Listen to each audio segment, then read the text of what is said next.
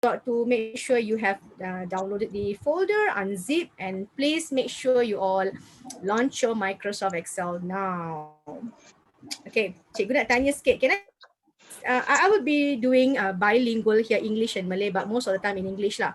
Before I start the session, I need to know about your experience in handling Microsoft Excel. Any of you here no idea about Excel? This is your very first time handling Excel. Please tell me, unmute yourself and share with me your experience. Cikgu tak pernah, I never use Excel before. Please tell me, I need to know, please. Sudah lama tak pakai. Oh, dah lama tak pakai. No worry, no worry. It's all about refreshing and revising, okay? Okay, good. So as long you guys have some basic knowledge in Excel, enough with some how to handle the screen, like how to launch your Microsoft Excel and then how to key in the file, the data and how to format and all those basic tricks, you know, that's great. That's great. I can start my session now itself. Okay, kawan-kawan, I'm going to start sharing my screen now. And I'm going to off my video because it takes a lot of data here. So I just off my video sharing. I'm going to show you my screen now.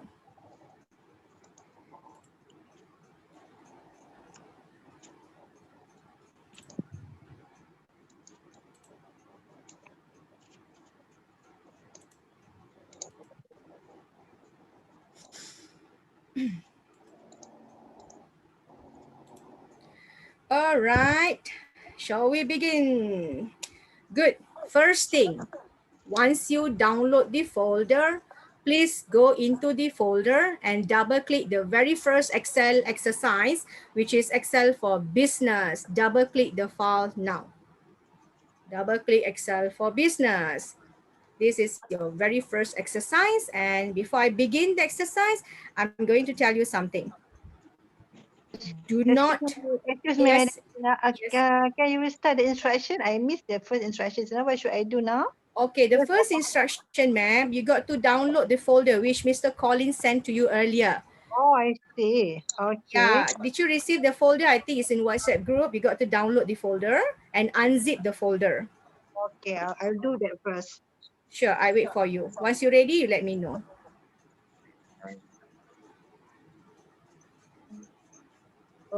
Excel for, okay. Yeah, Excel for Business, ma'am. So then I'll do that one. But I'm using my handphone now. Can I? Oh, you're using your handphone. Do you have any WhatsApp for desktop? Yeah. I will connect that first. Okay, Yeah, hold on. sure. I'll wait for you. Give me a No second, worry. please. Sorry for the rest. Oh, okay. It's okay. It's okay.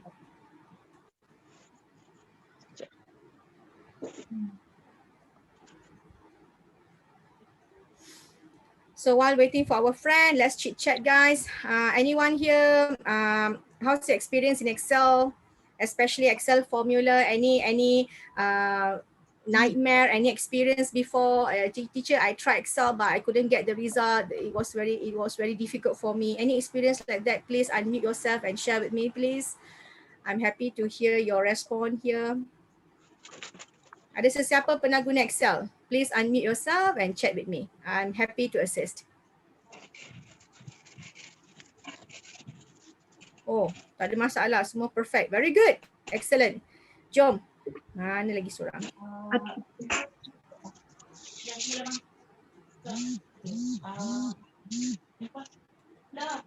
Semua dah masuk. Yang bawah tu kan. Print tu tak payah. Ya, bangun. Ada. Okay, Puan Nurhayati, have you downloaded the file? 1 minute, maybe you can continue while I'm downloading my file. Yeah, Okay. no problem, ma'am, because I'm just going to show them the file samples first, the content, then later I do the exercises, okay? Once you're ready, you let me know. Okay, the rest of you guys, if you can see my screen, I already asked you to double click the Excel for Business file. That's the very first Excel file. But then before we continue, down here, we do have other two files, Excel library, as well as Excel pictorial references file. I need you guys to go to the third file called pictorial references. Double click pictorial references. Double click the file now. The third file, Excel file. While waiting for your friend to get ready, let's double click the pictorial reference file. Okay, I'm done with madam. Thank you for your patience. Okay, you done, right? Okay, sure. Thanks. Okay, ma'am. You can go to the folder now Okay. and you double click the third files, ma'am. The third file is pictorial references. Double click the Yeah. file now. Okay. Okay, Excel done. file Chat, number right? 3. Okay, chats, right? Charts, very good.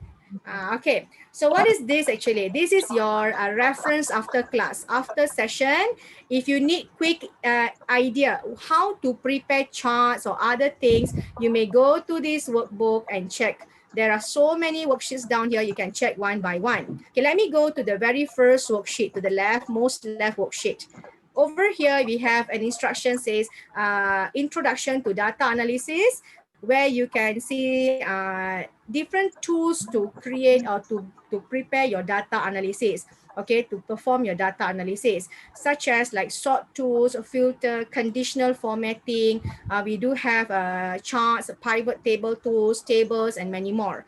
Okay, if you're not sure about the idea how to sort, Mati orang kita. let me just do this first. Yeah, give me a second. I need to mute. Kita tengok dekat laci ke apa. Give me a second. Yeah, let me check. Ada somebody yang tak mute. Okay, I appreciate if you can mute your mic for a while. Okay, siapa tu yang tak mute? I tak nampak. Okay, good. Anyway, let me begin.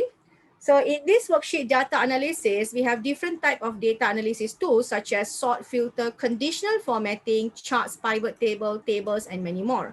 So if you see my second worksheet says sort ataupun filter, the second worksheet shows how to sort certain data in the table. As simple as you just click any cell or just the first cell of your column and go to the data menu and the sort button. Siapa yang pernah guna, well done. Siapa yang tak pernah guna, no worry. I'm going to show you the steps right after this. Okay, and the tricks are all later in my exercises. And here just for revision purpose. You no need to read each and everything in the worksheets here, guys. Tak ada masa, no need to read. The idea is after class, you want to do revision, you may go to these pictorial references, double click and go to each worksheets. You can get some basic idea on how to highlight, how to create conditional formatting, how to prepare charts, how to do your pivot tables and so on. Okay, so without further ado, I'm not going to explain more on these pictorial references. This is your for your revision after class. Let me close my pictorial references workbook now. I close this book now. I close it. Okay, and I'm back to my main folder, my Excel for business folder. And as I mentioned earlier, you need to double click the first worksheet called Excel for business. Excel for business. Double click the very first worksheet, double click. And here we go. Okay, plan one. Before I start, you all can see my screen, isn't it? Okay, the very first thing I need to show you the screen layout. My screen has the menu like home, insert, page layout, formula, data, review, and many more. These are all the menus. So in case if I give you instruction, if I ask you to go to the home menu, you got to point your mouse to the home menu and click the home menu. This is the home menu. Below the home menu, we got many groups like clipboard, font, alignment, number, style. So these are all the groups. So if I ask you to go to this group called font, example, home menu font group, you got to click the home menu font group, and let's say I need the border button. You got to go to this button called bottom border or just the border arrow click, and you have a list of border here, the border style here. Kenapa cikgu tunjuk benda ni sekarang? Just to give you the basic idea how I give you instruction on my screen. I may need you guys to click the menu name first, followed by the group. You got to read the groups. We have clipboard, font, alignment. You got to read the groups. Then only you click the button, whichever required. Okay, so that will be my instruction. Okay, now let's begin. Excel is all about data, isn't it? Data. It's not only about number, but also about text, date, time, and many other format. For example, you have percentage, you want to check on the fractions. There are so many things that Excel can do for you. But most of us always deal with data such as text data like name, department, product, customer name. All these are text data. Sometimes you also handle date, for example, start date, submission date, what else? A birthday. So these are all the dates, dates in Excel. And we do have some other objects like a number and time and many more. So guys, my very first question is that check my worksheet number 1 or raw data worksheet. If you take a look here in this raw data, the table, it is not a table actually, it's something like I copy paste from somewhere. Okay, this is the story. I received this data from a friend through email. Email lah, I received from a friend to email. What happened in the email view, this data looks like a table, a tabular view. But when I try to copy the table into Excel, I ended up having this view. Okay, macam mana I did that? I went to my email, I highlight my email, I copy, then I come here, I right click here, I paste into my Excel. Oops, sorry, this is the previous one. Okay, so I copy and paste into my Excel. This happened before I share the file with you guys. So sekarang, my question is, the table or the data looks so messy. It's not even a table. It's like, wow, what is this? Everything into a single cell, I guess, or maybe everything into a specific cell or what. So question, I'm going to ask Mr. Jan. Mr. Jan, are you there? The Yes, first yes, I person. am. Mr. Jan, we copy paste table from email into Excel. Mr. Jan, do you have any idea how to split this table or this column into multiple columns, sir? What will you do, sir? Copy and then paste. I don't know, Copy and sort it paste and and sort. one by one. Oh, I did that before, like 10 years back. I had the same issue. I Yes. did the same. Okay, sir, it's time to upgrade. Okay, so Yep. guys, follow me. Everybody follow me. Rule number one. Rule number one. When you copy paste, you check the columns. We have column affected from A to G. Let me admit our Puan Fatima. She's just in. I admit.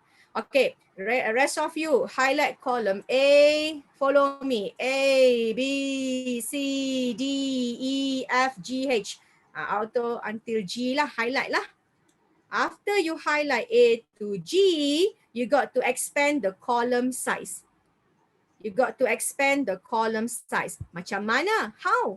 Easy. You bring the mouse over here. Check my screen. I bring the mouse, the cursor in between F and G. I can see the double-headed arrow here. Don't pull the mouse below. Don't drag the mouse below. This is wrong. I need the double-headed arrow. It is in dark black color. All right, so you got to point the mouse in between the column and double click your mouse. Double click your mouse. Immediately, the entire column expand, and what happened is that the only affected column is your column A in this case. Have you all done with that sample? Kalau belum, done. Kalau belum, let me just undo. I repeat, I got to highlight A to G, the affected column. I got to double click in between any column.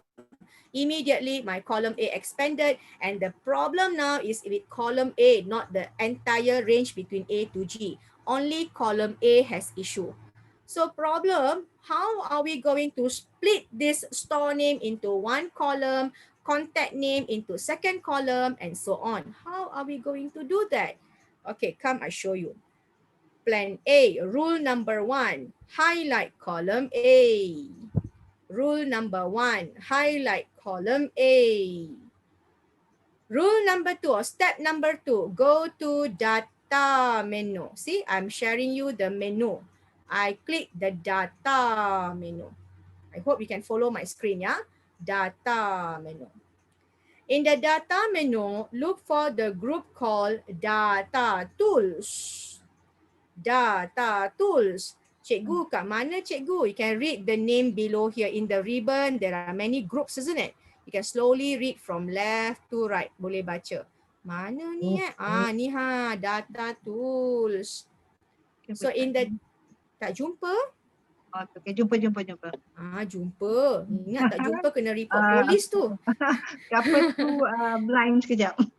Oh, tak apa Puan. Kalau ada problem, Puan can stop me, ask me question. I love to repeat Puan. That's my work. Okay, I will repeat 10 Your times. data tu is too near to sort and filter. Mine's a bit far, you know. No worry. It's because maybe because my screen, because my resolution, because I always use this laptop for a projector. I mean, I always connect to projector, sometimes different resolution. Okay. Sure. Anyway, in the data menu, data tools group, you have a button called text to column. Can you see this button? Text to column. This the button yang kita nak guna sekarang. We are going to click the button now. Click text to column. And you know what? You can see this wizard appear on your screen. This is called convert text to column wizard. We got 3 steps to handle. So the step number 1, actually this one very easy, you know, you don't panic, okay? Relax, cool down, chill down, relax, deep in, deep out, breathe in, breathe out, okay? So apa yang you boleh buat dekat sini? The text wizard determine your data is delimited. Apa ni delimited? Let me read the option for you. Delimited means characters such as comma or tab separate each field. So it seems that Excel can see some delimiter symbols in between this table. I mean, in between this data. That's why Excel offer me delimited. Actually, Excel knows better about my table, about my data. So I just keep that. I just keep to delimited. I don't change to fixed weight. Okay, I leave it to delimited. Okay, delimited means some symbols in between the characters lah, so Excel can see the symbols. Now I go to the next button. The next button will be step number 2. Okay, in the next button, I can see the preview down here. It's showing me the break ataupun the columns for store name in a column, contact name in another column, and so on. Hey, what happened? Why so clever? Come, I tell you. It is because the delimiter that Excel found is tab. It can see some tab space or some tab in between the column or in between the text. So Excel can see this delimiter. But sometimes, not all the time, Excel will advise you the same. Sometimes Excel don't know which one to click or which one to to tick. So I will now button. Everybody click the tab button off. Matikan dia. Immediately, the preview below here pun rosak. All have, it becomes like store name, contact name, phone number all in one place. Betul tak? So we don't need this. We always go to the preview and check whether it's correct or not. So let's click the tab button. Oh, cantik lah tab. The table now looks into the single column into multiple column. The tab button looks fine. Very good. But what if I off the tab and I go to semicolon? It seems that Excel cannot detect. Excel doesn't detect semicolon in this table. It doesn't know where is the split or where is the separator for semicolon. It doesn't see that. So that's why the preview shows you error or show you some, same old error, okay? So I just uncheck the semicolon. Then I go to comma. Nothing happened. Comma still the same. I uncheck the comma. Then I go to space. I click the space. But the space is wrong. How can I split store and name into 2 columns? And then contact name and the name to the other column. This is wrong, guys. This is total wrong. I should not use space over here. So I just uncheck the space. And the other, if you have other object like slash or dash, you can use the other object, which means I don't use now because I don't need those ideas now, okay? So kawan-kawan, the best practice for this sample is tab button. Go to tab button. Click the very first checkbox. Immediately, the preview shows the table looks better than the earlier one. It shows that store name into a column, contact name into another column, and so on. I like this one. This is correct. This is perfect. So let's go to next. We are now in the third step of this wizard. And what you can do now is that you just keep this portion. You just keep, you don't have to format anything over here. Because the format can be done later in the table. You can highlight column and format to number, date, or other format. So I don't do any changes here. I just finish. I just click finish. And immediately you can see all the columns now into its own range, meaning that store name into column A, contact number, contact name into column B, and so on. Let's try, guys. Highlight column A, B, C, D, E, F, G, like what you did earlier. Highlight all of them. Sudah highlight? I hope you guys can follow. After you highlight, go in between any column and double click the column header. Double click. You can auto fit the column width. See? Senang. You no need to cut and paste anymore. You can cut paste if you have 5 rows. If I got 500 rows or 5,000 rows, that's it. I OT, pengsan. So why don't you use this trick called text to column, especially when you try to extract data from non-Excel into Excel, especially you try to copy data from PDF or from text file or from CSV file or from maybe Oracle file. You know, there are many other files, isn't it? So when you copy paste into Excel, sometimes the alignment, the gap between the column doesn't show exact, table view. So you can try text to column trick. Can you all follow me? Is everything okay here, guys? Okay, so far so good. So far so good. Am I talking very fast? Am I explaining very fast? Can you follow the pace? Can, just nice. Just nice. Excellent. Thank you so much. Okay, give me 1 minute. I am going to show you the do's and don'ts. Satu minit saja. Jangan buat apa-apa. See my screen. Let me undo the entire process. I just undo, back to original, and back to the very first range. I remember the first step was highlight the entire column A to G, isn't it?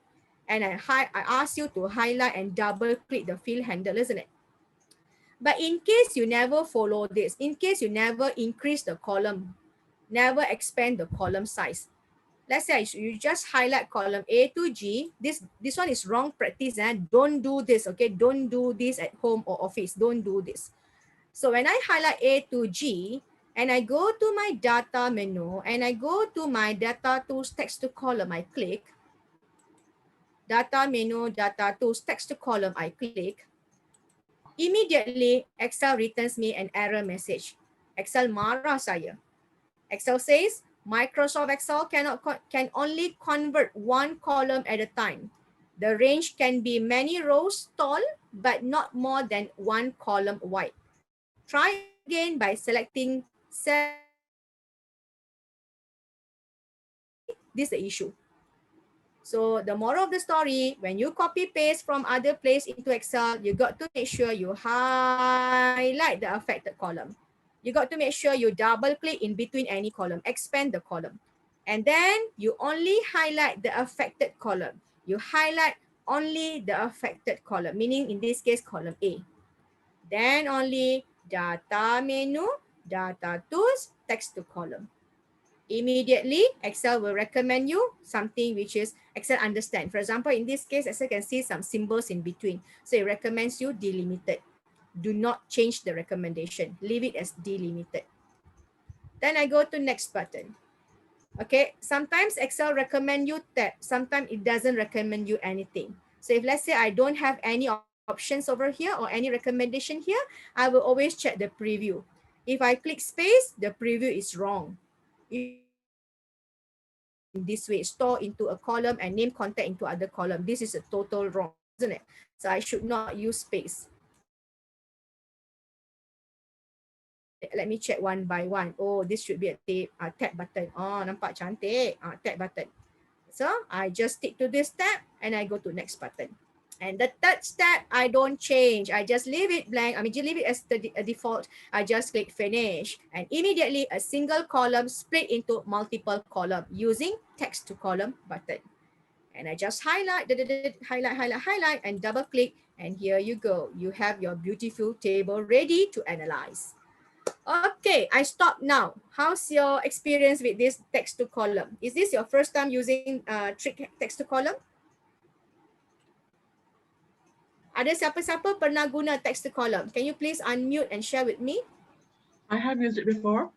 Very good. So are you still using text to column now, ma'am? Or you use other options called Power Query?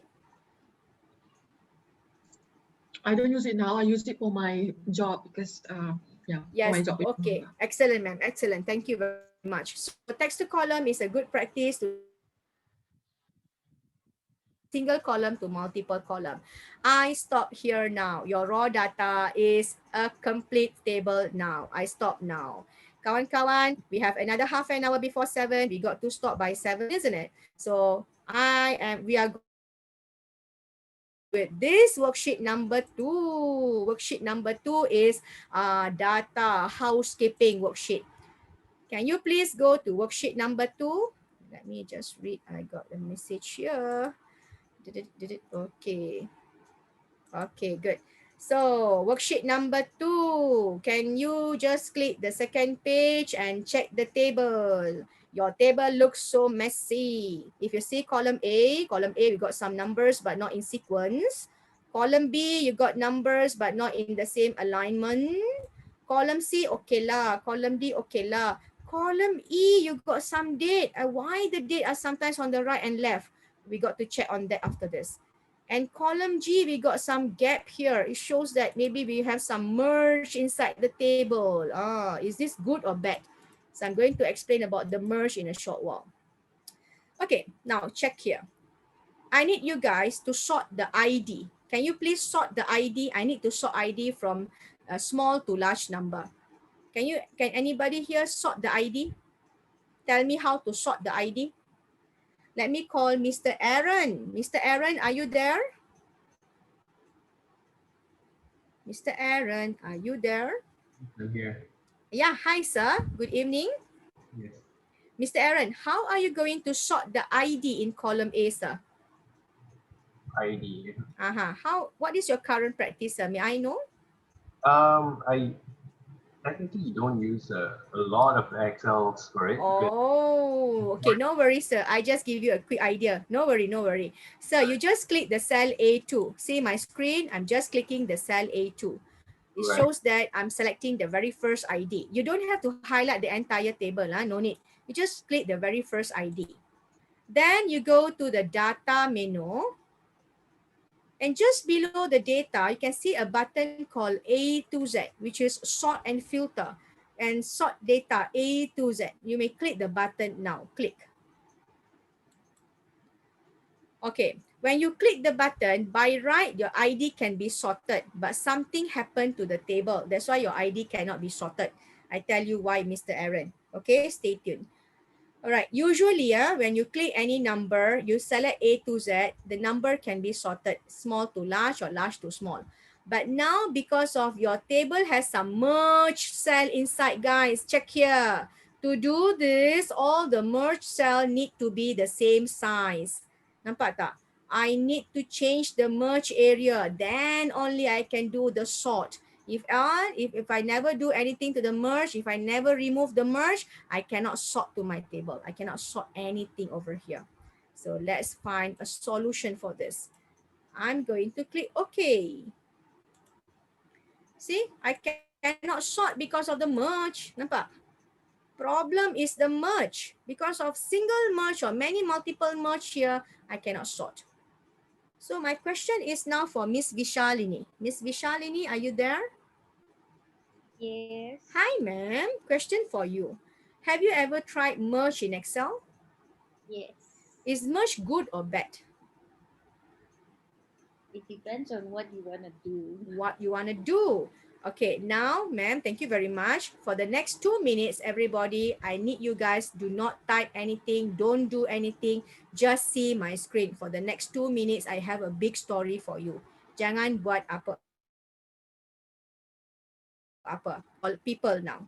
Okay, jangan buat apa-apa, just follow me, understand my logic. in this particular worksheet, we have four staff: Anna, Chuck, Kelly, and Cassandra. We got 4 staffs here. And these people are from different region: West, East, Central, and South. Okay, what happened is that 3 of them, Anna, Chet, and Kelly, 3 of them shift to the same region. They move to the same region. They've been transferred to the same region. So I decided to merge their region. Check here. I decided to merge. I highlight the region West, East, and Central, and I go to the Home menu, and I go to the Alignment, and I go to the Merge button. For those who never tried merge, the merge is used to combine multiple cells into one cell. Merge will combine multiple into one cell, okay? So I just highlight West, East, and Central. I go to merge and click and check what happened. Excel is trying to tell me something, but I never read. I don't read. I don't give. I mean, I don't read the statement. I just click OK. I just click OK. When I click OK, I can see the West is now inside the 3 names, meaning that you have like merge and combine the 3 names into one region, isn't it? You know, I know 3 of them are now shifted to West region. We know, isn't it? But let's check Excel. What does Excel know about this data?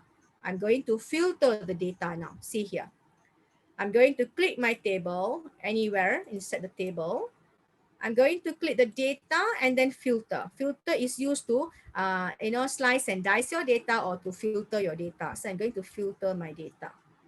And check here, I got this arrow pointing down for person and arrow beside the region. This arrow is used to filter. This arrow is used to filter. Okay, actually I can use the notation here. Wait, let me just get me to the this arrow. This one, I click this arrow here. I click.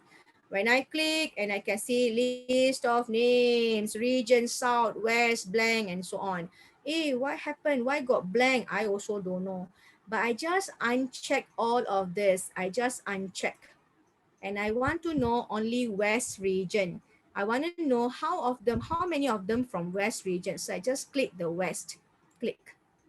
I want to filter West region. You know, I know 3 of them in West region, isn't it? Now let me click OK.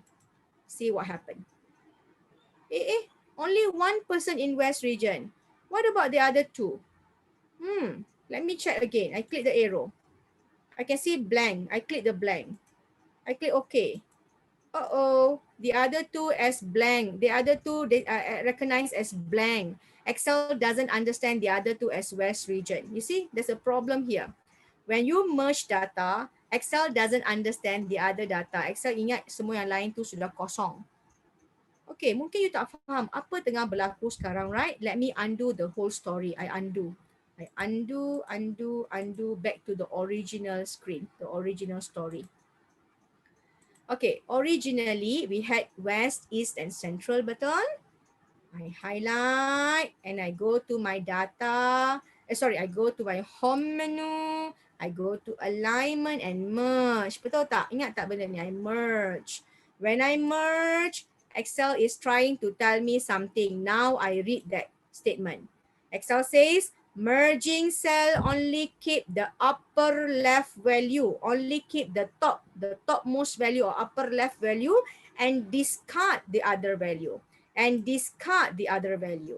Maksudnya you agree that Excel keep the topmost value and remove the other 2 values. You agree with the term. So when I click OK, I agree with the term. So that's why when I click filter, when I go to the data and filter, it seems that Excel can filter only 1 West region because the other 2 become blank, discarded, blank. Nampak tak? 1 je ada West. Okay, so conclusion ataupun the issue here is that you should not use merge inside the table. The merge will discard some important data. The merge will remove some important data from the table. So please don't use merge inside the database. You will have some blank cells or some unnecessary issue later. Okay, so macam mana cikgu nak betulkan keadaan ini? How am I going to error? Okay. I just clear filter. I am going to clear the merge now. I'm going to select the West region. I go to home and I select unmerge. Tengok je saya, jangan buat apa-apa. Merge, unmerge. I select unmerge. When I select unmerge, all this range become independent cell, isn't it? So we are going to click and pull down this range so that everybody in here, they are now changed to West region. So when I filter, I know there are 3 of them from West region. Nampak? Ada 3 orang. So what's the moral of the story here? The moral of the story, do not merge inside table. If you merge, you could be having issue with your data. Some important data could be missing, could be discarded. Do not merge inside table. That's the moral of the story. Okay, now everybody back to your first worksheet. I mean the data housekeeping worksheet. Okay, now you guys gonna follow me. I'm going to give you like 6 steps, 6 langkah. Going to show you 6 steps. How to take out the merge and how to fill into the blank cells. Kita tak akan, we won't be doing this. We won't be going to the merge, unmerge, and we don't have time to pull down like this one by one. We don't have time to do this. There are about 9,000 rows in this table. 9,000 rows in this table. And you are not going to pull down one by one. No, never. So I'm going to show you like 7 or 6 steps here. Follow me now. As simple as highlight column G. Everybody highlight column G. The reason why I highlight column G is because column G has merged inside. So I highlight column G. Then let's go to the home menu, to the alignment group, and select the unmerge button. You got to click the arrow beside merge and select the unmerge button. You got to unmerge the area first. So this is the first step. You got to unmerge. Now, second step, still highlight column G. Second step, on the keyboard, press Control G. On your keyboard, you can see Control key at the left bottom corner. Control key, press with G, alphabet G. Press Control G on the keyboard. And you will see the go-to box appear. But if you think that Control G is a bit different or difficult, I can just cancel this for 1 minute. You don't do, you just remain there. I just cancel this. If you don't like Control G, you can also highlight the column G. You can also go to the home menu. In the home, we have clipboard, font, alignment, number, star, cell, editing, isn't it? So in the editing, there is a button, a magnifier button, a magnifier glass button. I click this button now, or find and select button. And I have the option called go to. Nampak tak? Jauh kena pergi. Home, editing, go to. I click. And as soon as click, I can see the go to box appear. See, there are 2 tricks. Whether you press Ctrl G or you use the button go to. Okay, so this is the second step. Now the third step. The third step is that we have a special request. We have a special request. We want to fill in the blank cells with the text above, isn't it? The first class to be filled down here, second class to be filled down here, isn't it? So that's our special request. To do the special request, let's go to the button special. Click the button special. Immediately, you get another go to special box. And here you have a special request, which is highlight blank. You don't read all of these options. We don't have time for that now. Our problem is the blank cells. So we want to fill in the blank. So we just click the special and then the blank option. Once you click blank and click OK and you wait for me. Click OK and wait for me. So when you click OK, you can see all the blank cells are being highlighted. At this point of time, release your mouse. Release your mouse. You don't have to click elsewhere.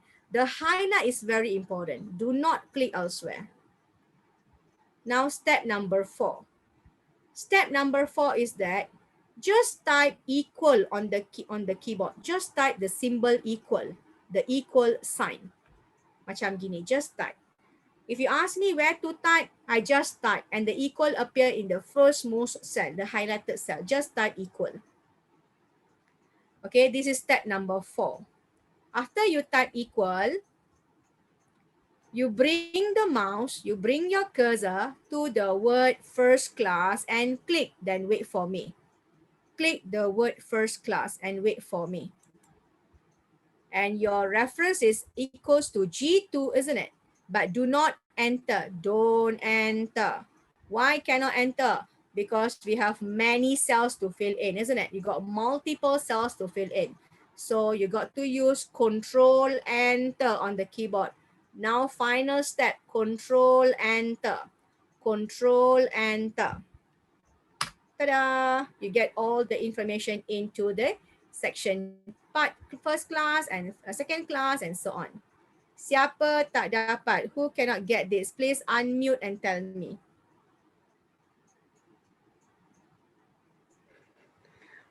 I'm using Mac. Couldn't find the. Using Max couldn't find the go-to, isn't it, sir? Okay, I also need to know where is the button. You can also try the in Control G. Control G in Max. Do you have the Control key on the Max there? Yeah, you can try Control G. It works. It works, right? Macintosh should have that Control G. Sir, you can try Control G, sir. You can also press F5. Huh? You can also press F5.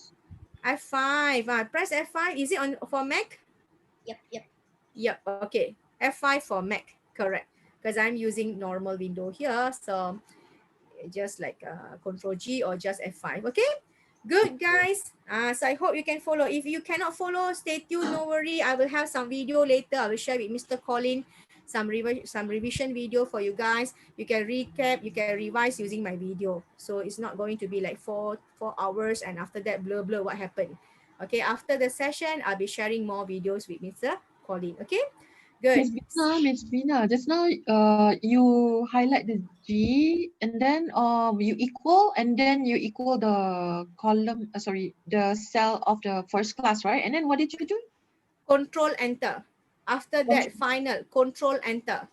Okay, and then it automatically become that. Automatically fill down the name. For example, the merge area for first class, and now it will like normalize the range.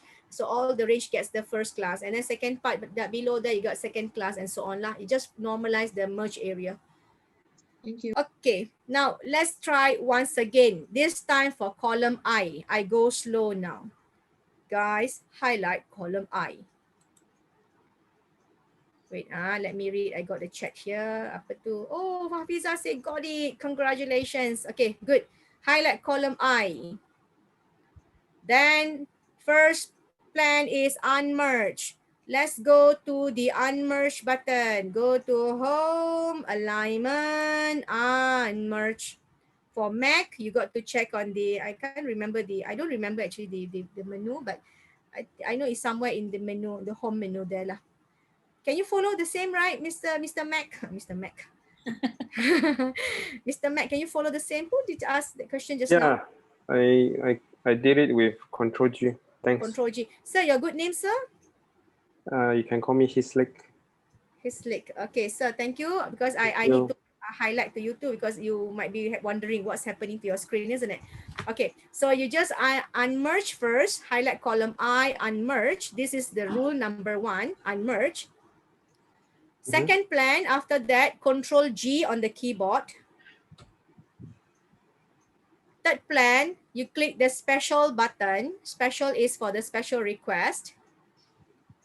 And then you select blank. This because we want to fill in the blank cells. Then you click OK. Now all highlighted. At this point, do not click elsewhere. Your highlights are very, very important. Jangan matikan highlight, please. If you matikan dia, teacher, I termatikan dia lah teacher macam gini. How? You got to repeat. Highlight column I, Control G, special, blank. You see, the more I repeat, the more you remember. Blank, okay. Now, nampak? Highlight is done. Your blank cells are highlighted. What's next? After highlight, type equal. Equal symbol on the screen. I mean on the keyboard. Equal. And then what's to click the AA, the cell I2, because your plan is to pull down, to copy down, to fill down the AA. So you click the AA, and lastly, you press Control Enter. Press Control Enter. Ta-da! Check what happened. Okay tak semua? Can you follow? Okay, thank you. Excellent. So I'm going to ask another person now. I need to know your trick now. Mr. Aizuddin, are you there, sir? Mr. Aizuddin. Ada sini. Mr. Aizuddin, can you give me, boleh bagi tahu saya tak step untuk J, column J? What should I do now? I need to normalize the column J. Okay, sebelum tu highlight column J. Lepas tu unmerge. Unmerge, excellent. Okay, lepas tu pergi dekat Control G. Control G. Pergi ke Spatial. Spatial. Blank. Okay. Blank. Okay. Lepas tu sama dengan. Sama dengan. Excellent. Sama dengan. Okay, pergi dekat. Ni tak sure. First ke ataupun second? No, your idea is Alan Armour because earlier before you unmerge, the Alan Armour name was the merge area. Yang merge tu ialah Alan Armour. Kalau you panggil Alex Avila, tak logik lah pula kan, because it was merged at first and now you want to fill down the name, isn't it? So it should be Alan Armour. It should be J3. Okay. Then after that, sir? Control Enter. Excellent, sir. Pandai. Excellent. Good job. Very good. Very good. Thank you, sir. Thank you so much. Pandai. Okay, the rest of you, I hope you can follow this trick. As simple as Control G, but before that, you got to unmerge. Okay? Tapi kan, stop there. Stop.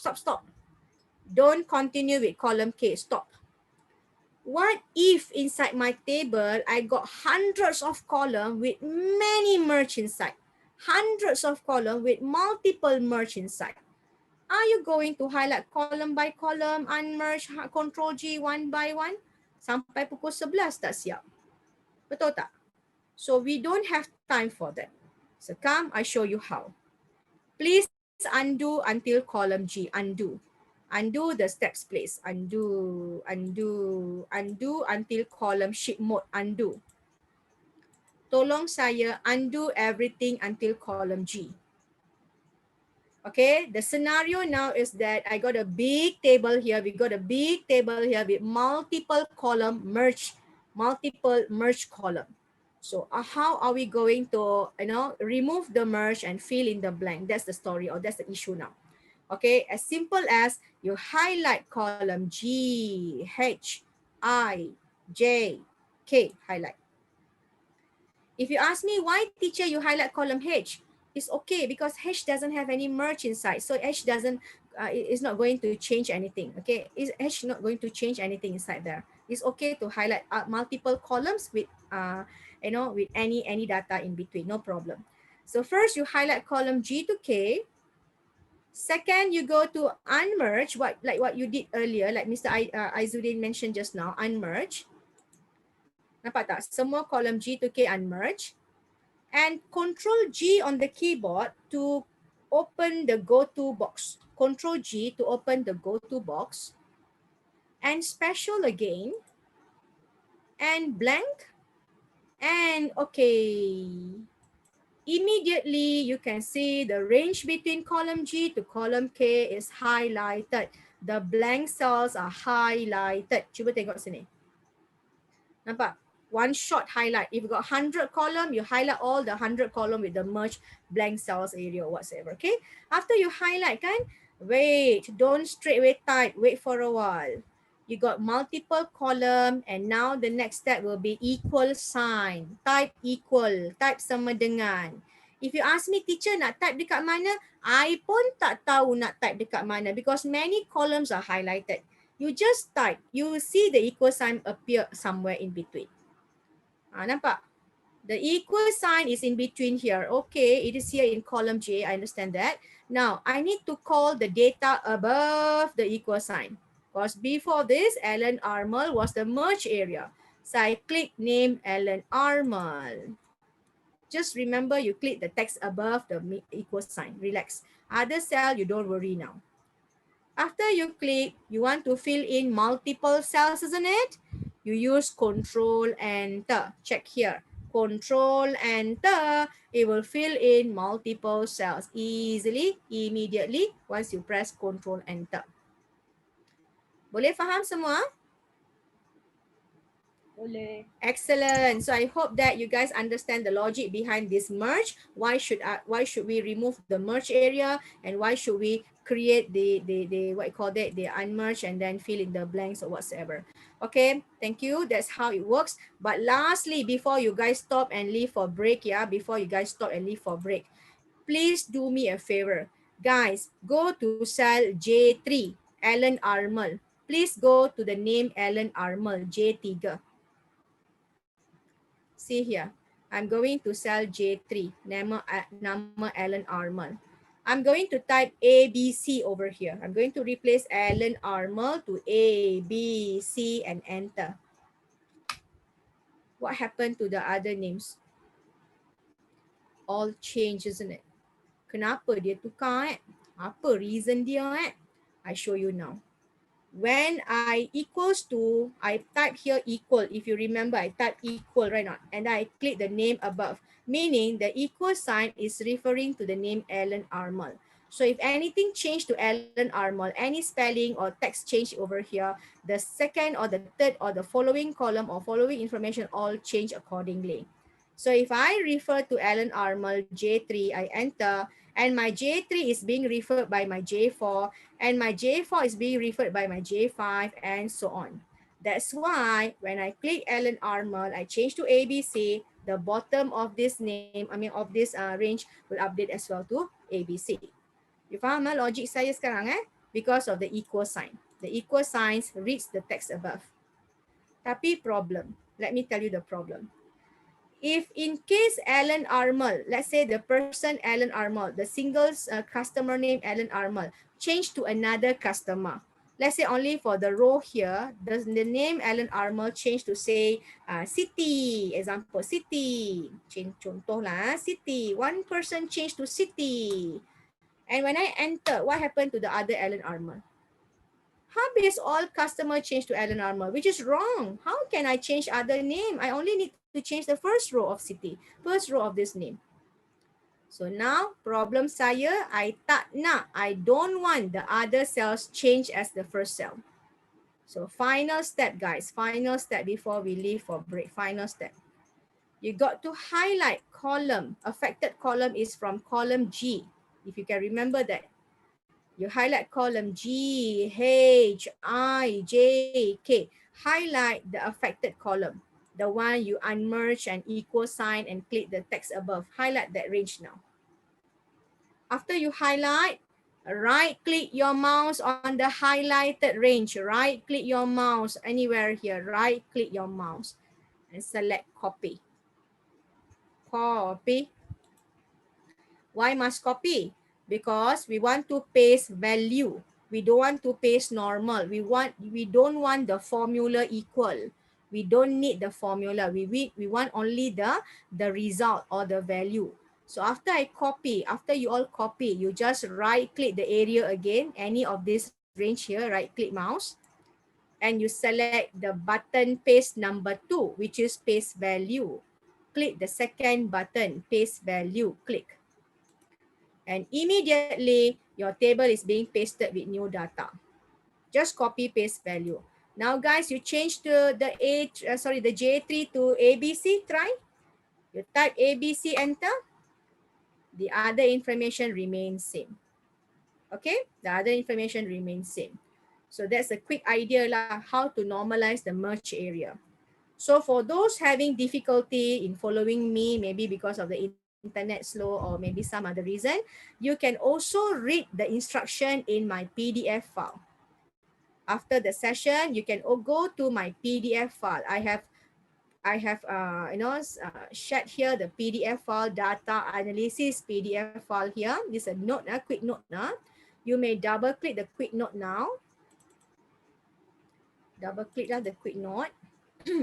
And everything that I've been explaining here, I have typed inside this PDF file. Okay, come, I show you. Okay, 1 minute more, I stop the session. We go for a short break, evening break. Okay, so it's gonna be like this, data analysis. Yep. So in data analysis, I know there are so many things over here. You don't have to read all. You can just scroll down, scroll down, scroll down. You can see page number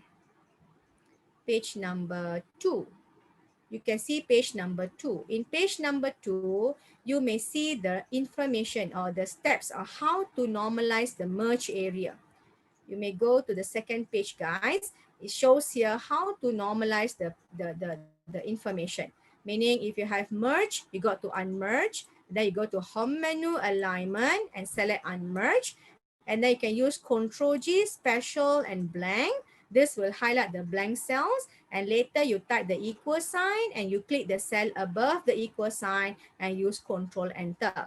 Last but not least, you use copy and paste value to copycat or to duplicate the data back to the range. Okay, so this the steps lah. Kalau you all ada yang lupa ke atau terlepas pandang, feel free to go here and get your steps done. Okay, so how's your half an hour session with me so far? Can you follow? It's great. Okay, good, very good. I just hope that we can complete our session by 11 o'clock or maybe by 10:30. Let's go for a quick break. How long is the break, yeah, guys? If not sure, I'm not sure it's gonna be like half an hour or 1 hour. Half an hour. 30 minutes. Getting back, sir?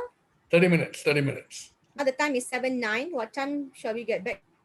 So let's say 7:35. Is it possible or 7:40? 7:40. Because already 7:10.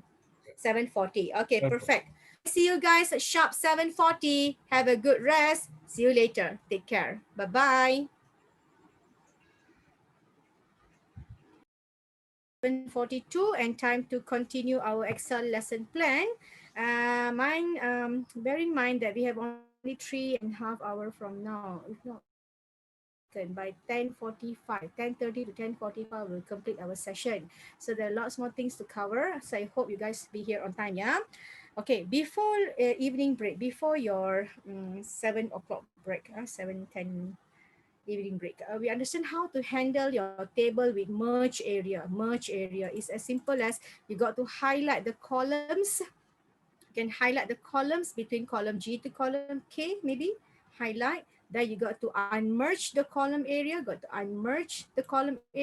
Then you have to Control G to open the special go-to box. So in the special button, when you click the blank cell and OK, you will highlight the blank cells alone. If you have any, then it will be highlighted. Nampak sekarang tak ada blank cell. Means my table is a clean table. No unnecessary blank cells or merge area. Okay. So I hope you guys can do revision after class using the PDF file given in the folder. Okay. Now what's next? Apa nak belajar benda baru? Shall we go to column E? Column E. I'll be here in this particular worksheet for another 5 minutes time. After 5 minutes, I'm going to stop this worksheet. I'm going to the next Excel file, okay? So everybody highlight column E. E for order date. Order date. If you see here, the alignment for the date, some on the right, some on the left. So which one is correct? The right one or the left one? Which one do you think is a correct alignment? Atau dua-dua betul? Dua-dua boleh. Which one do you think? Depends Dua-dua on. boleh. Yeah, depends on the person that actually use the slide or use the data. Oh, okay, okay, sir. I have a small story for you, sir. Ada satu cerita kecil untuk you. Okay, kejap. Let me do this. Jangan buat apa-apa. See my screen. I purposely increase one column here. Jangan buat, tengok saja. Okay, in this particular cell A1, I'm going to enter today's date according to my calendar at the bottom. Calendar at the bottom, the calendar shows day 27 slash 11 month of 11 and slash 2020. So I'm going to follow my calendar now. I type 27 slash 11 slash 2020 and I press enter. Immediately the number is aligned to right. So this shows that the number is a correct format or the date is a correct format. If I type the date the other way around, I never follow my calendar. I just type 11 slash 27 slash 2020. I never follow my calendar format. The moment I press enter, you see the calendar or the date remain on the left. So what's the difference between left and right? I tell you now. If in case beside here, column B here, I try to enter a number, a normal number, say 100. When I type 100, okay, when I type 100 over here, let me just type 100 over here and enter, you see the number is a measured number. I mean, the number can be measured, isn't it? Can be measured. And the number is quickly aligned to right. So it seems that anything that can be measured will be aligned to right. But if I type text A, B, C and enter, the A, B, C remain on the left. This shows non-measurable information. This cannot be measured. So in that case, the date also same feature, the same idea lah. If you type the date and the date aligned to right like number, the date is considered value, the value that can be measured. You can calculate monthly report, weekly report, quarterly report if your date is correct. But if your date is on the left like this is considered as text or non-measurable information. Non-measurable information. Same thing kalau you type benda yang salah seperti ini. 27 full stop 11 full stop 2020 enter. The number is not, I mean the date is not a value or measurable date. It is considered as text. For your information, Excel doesn't read date as dot. Excel doesn't accept dot as format, date format. If you want to type date, you got two options. You can type slash 27 slash 11 slash 2020, enter, and the date is aligned to right. The date is correct. Or else you can type 27 dash hyphen 11 dash 2020, enter, also possible. Slash and dash, Excel understands as number or date format. Jangan, never, please don't do this. Do not type symbol like dot or comma or other symbol. For your information, dot in Excel is for decimal number, not for date. I hope with this description or explanation, you understand the difference between dot and slash. Okay, so dot is wrong. Dot is, according to Excel, is a decimal. If you have two dots in between, it refers to text or label. So the dot with date with dot consider text ataupun non-measurable information. This is wrong, sir. Okay, so I come back. We all come back to our data housekeeping now. Okay, so which one is now? The left one or the right one? Mana satu betul? Kiri atau kanan? The kiri one is 3.2.2012. Huh? Mana satu betul? The first date or the second date? First date, excellent. The first date, you understand the logic, yeah? Excel doesn't process date with dot or date with other symbol except slash or dash. So please remember that. If you see someone type date as 3.2, 3.1 or something like that, quickly stop them. Ask them to correct the format because this date cannot be pivoted later. If you try to measure the difference between two dates, you won't be getting the answer. The answer show you error. Okay, please correct the format. Okay, now over here in column E is already there. So how to correct? How to get rid of the dot and replace with slash? What should I do now? Any idea? Select the whole column. Yes, after that? Control H. Yes, excellent. Control H. Ini macam nak baca je. And then after that? Replace, find dot Excellent job. Find dot. And then after that, You replace with either slash or hyphen. hyphen and slash or dash. Very good, sir. Congratulations. You got the result. 10 mark. Very good. So when you dot and slash, you click the replace all. Immediately, your dates are all in proper date format. See here, cantik. Date format. Okay, so I repeat how did this gentleman do the column E. I repeat. First, he highlighted column E. Second, he control H on the keyboard. Everybody try. Highlight column E, then press Control H. Control H is the shortcut for replace, replacing text or any value. Control H. H untuk house, house, H. Then find what? We will type a single dot over here. Find dot. Replace dengan slash, slash, backslash. So done with that, click replace all and everything. Click OK and close. Sudah cantik, your date in proper format. So everybody, bear in mind, if you want Excel to monitor your date, to calculate your date, please make sure you enter proper format, proper date format. You can use either slash or hyphen or no slash or dash. Okay, so please check on that before you continue. Now, last before I stop, one more trick to go. Go to column B, B. Column B is not in proper alignment. What should I do? What should you do? How to set the alignment in center ke, in left ke? What should you do?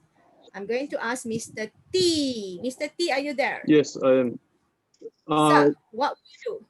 Generally, you would go to the alignment tab and under home there, right, and press this. But because this data is not sanitized, it has space bars inside there. Yes. Yeah, So you're correct. you need to remove the space bars inside each cell.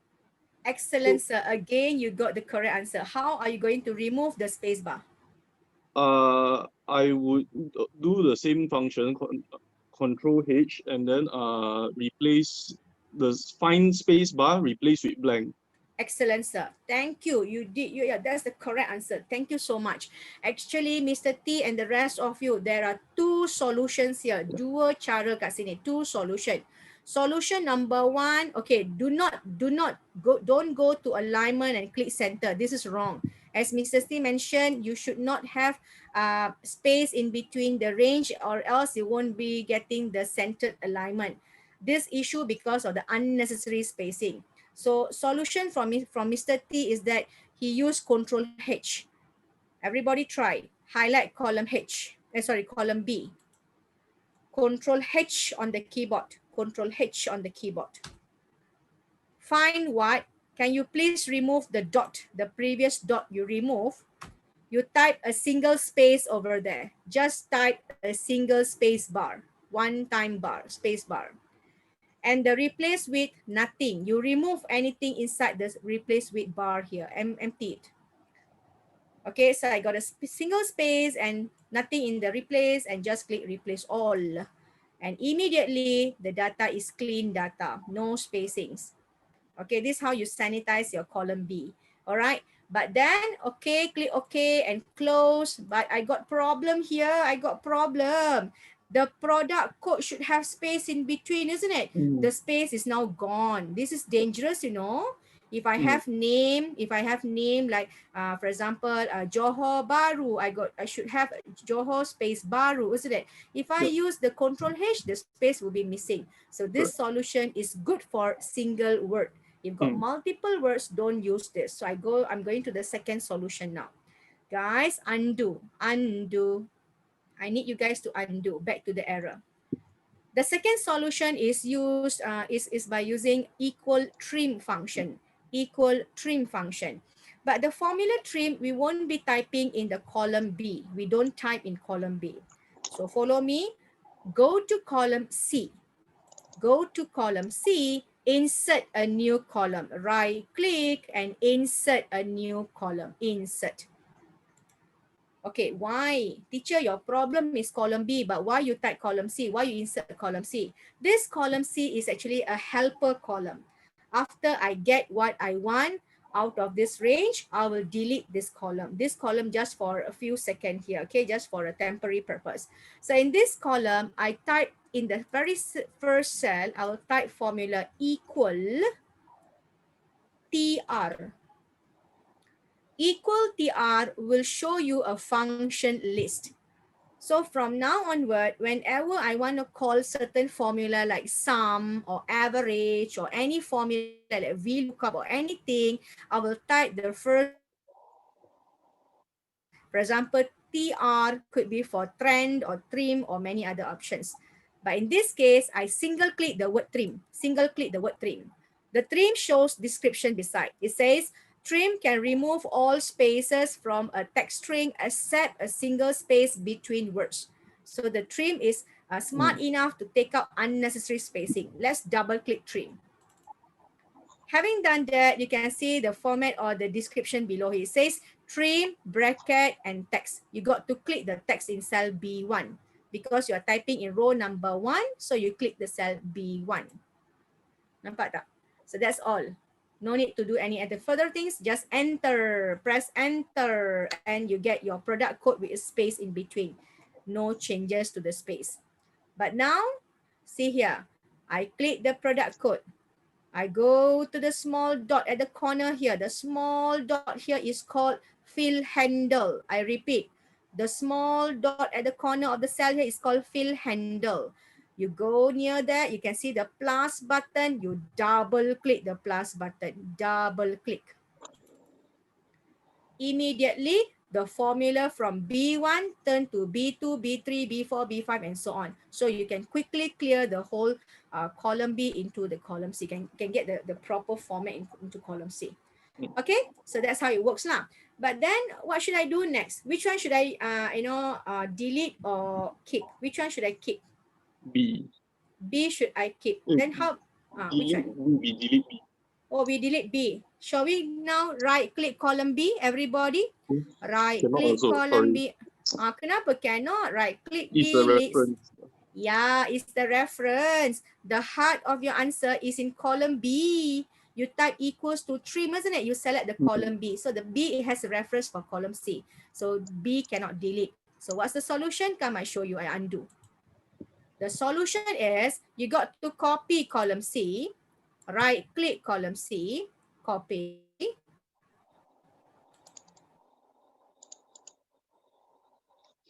Right click column C once again. You right click the same column C once again. You paste value on itself. Paste value. Just right click and paste value the column C. Paste value. So having done that, your column C has overlap the previous formula with text alone or value alone. Now you can delete your column B. Right click column B and delete. Should be fine. Okay. Is there any problem, guys? Please unmute and tell me your problem. I'm happy to repeat. Okay, since I see no one asking any questions, I'm stopping here now. We got two solutions for unnecessary spacing. Solution 1 from Mr. T, as simple as highlight the column and Control H. We can remove the column with space. That's number 1. But if in case you got many text inside the same cell, for example, Petaling space Jaya, Petaling space Jaya. If you use Control H, the space between Petaling and Jaya will be removed. So you end up having one word Petaling Jaya. So that's quite dangerous, no? So you can try another trick called equal to trim function. Yeah, equal to trim. Inside my PDF, I have the steps. You may go through later.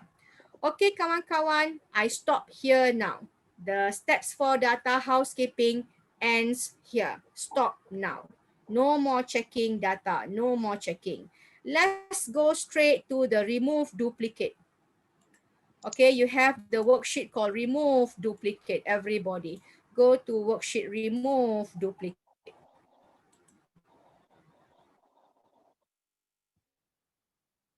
Duplicate. What about the troubleshoot date and people, all those things? Itu nanti. I have already explained some date sample just now. So if you have enough time, we'll go to the troubleshoot dates or people later. Now we go to remove duplicate worksheet, which is very, very important. Okay, I need to ask someone before I start. Cikgu dekat page remove duplicates. I'm going to the next person called Mr. Zul. Mr. Zul, are you there? Yes, yes. Okay, Mr. Zul, a problem here, sir. We have list of information in the table, okay, many records in the table. If you can check my data in row number 5, row number 5. Oops, the row number 5. Kejap. Someone is, okay. Let me just read my data first. Row number 5, Mr. Zul. We have date of 7th October 2005. Region is Southeast, Luke, Amazon, AIM, isn't it? And the cost, COGS is cost of goods sold is 3,600 and the sales is about $6,000. So this happened in row number 5. If Mr. Zul check row number 10, cuba tengok row number 10. You got the same data repeated here in row number 10, sir. Okay. And again, the same data is being repeated in row number 18, if not mistaken. Kalau you tengok sebagai one row, all repeated. So what is your current practice, sir? How will you do? What will you do to remove the unnecessary duplicates in the table? Current practice, I just delete it. Delete one by one. Delete, yeah. Okay. Delete the rows. Luckily, you have like 3 or 4 rows. If I got thousands over, I get somebody else to do it. or millions over records, are you going to delete one by one? OT, pay them OT. Yes. Okay, no need, save your money, no need. All right, thank you. After How to this, do you it? can Okay. save your. Simple as just click the table, because you never know how long more you have the duplicates down there. You don't know, because it's going to be like long story later. So just click anywhere in the table area. I repeat, in the table area, not outside macam gini salah. You got to click inside table area like this. Second, go to data menu. Data menu. In the data menu, we can see a group called data tools. If you remember this data tools, we did try text to column. So now I'm going to data tools. In data tools, there is a button called remove duplicate. Nampak tak? Remove duplicate. Select the button now. Remove duplicate and click. Immediately, your entire table is being highlighted and you can see the remove duplicate dialog box appear. So what do you have here? The first part is your header, the table header. Do you have any headers up here, guys? Yes, we do. We have date, region. So you make sure the table has header, the button must be checked or the box must be checked. But then below here we do we do have some columns like date, region, sales rep, and many more. I don't do any amendment. I leave all the column check. Biarkan mereka bertanda. Then go to OK. See what happened. Okay, and see magic happen. Within second, Excel found 3,061 duplicates rows, from the entire table, and the remain of 1999 unique value remain there. Okay, remain same. So unique value dia tak padam, dia padam duplicate sahaja. So when you click OK, your table looks neat and no more duplicates in between. I guarantee you no more duplicate. Are you sure? How to prove no more duplicate? Now check again. I'm going to click the same table second time. Click the same table. I'm going to the data menu, same data tools group, and go to the remove duplicate button, the same button once again. I repeat, I make sure all the boxes are highlighted and click OK. I see, no duplicate found. All the duplicates are removed. Betul tak, Mr. Zul? Yes. Dapat tak? So Dapat. you can save time and you can save your money. You don't have to pay OT to someone. Easy kan? No need to do repetitive works. Okay, so I stop here, guys. When you have data duplicated in the table, you can just simply click the table and remove duplicate. That's how it works. Okay, kenapa Excel pandai sangat? What's the purpose behind it? How can it understand the logic? I repeat the step again. When I go to the data duplicates and remove duplicates, when I check all the boxes here, it seems that Excel is checking not only one column, but all the related column. Meaning that it found the same date over here. Contohnya, it found the same date. Oh, 710, 710, 2 times appeared. It doesn't remove the second row. It wait for a while. It check the next column. Okay, you check the next column. Are this date from the same region or not? Oh yeah, same region. Okay, wait for a while. Check the next column again. Are they from the same sales rep or not? Oh yeah, same. Okay, wait. Don't delete. Check the next column. So you'll be checking all the column one by one until the end. And it finds that, okay, it finds that if any of the row repeats down there, it will remove the repetition. It will remove the duplicate. That's how it works. And this happened within seconds. Just seconds. Okay, you all tak payah highlight ke, filter, delete or whatsoever. Okay, sir? Okay, I hope you can follow this. Sorry if I quite fast because this is just a normal trick. I don't want to stay here too long. Kalau you all ada problem, please unmute yourself and talk to me. Okay, I stop here now. So my table is a clean table, no duplicates. I can guarantee you everything is like individual records. Okay, kenapa duplicate ni jadi? Because some people love to copy paste. They copy paste, accidentally paste more than once. So how to take out the unnecessary spacings or unnecessary what call that, repetitions or duplicates? This is the trick. Remove duplicate. Okay, I stop here. The exercise stop here. No more remove duplicate. Stop here. Stop. Let's move to the next worksheet. Conditional formatting worksheet. Some of you have tried this before, especially to check KPI.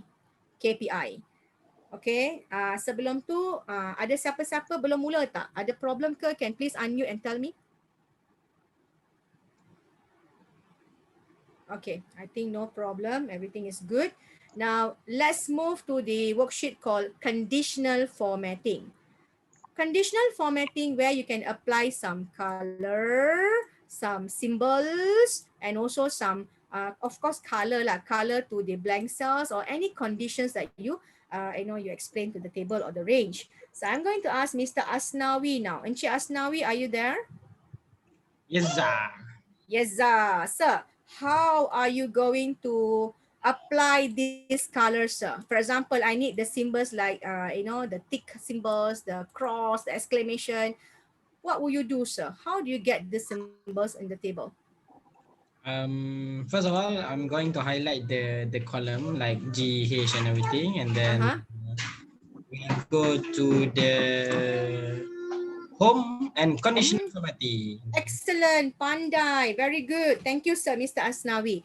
And the rest of you, yes, that's the idea, using the conditional formatting. Tapi ada orang tak tahu macam mana nak buat. Come, I have to show you from the stage 1. Everybody, highlight column E, F, G, H, I, highlight. Why must highlight? Because I want to remove these conditions. Kita nak buang conditions ni semua, highlight. After you highlight, let's go to home menu. In the home, we got clipboard, font, alignment, number, style. So Mr. Asnawi say in the style group, there's a button called conditional formatting.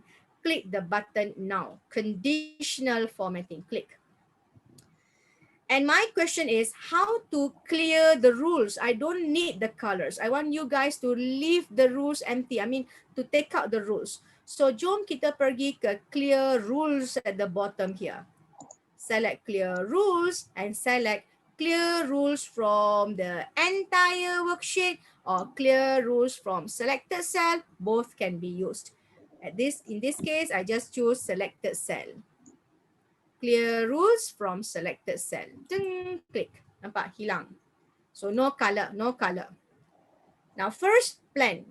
We need to give a rule. How to apply rule, but must come up with question lah.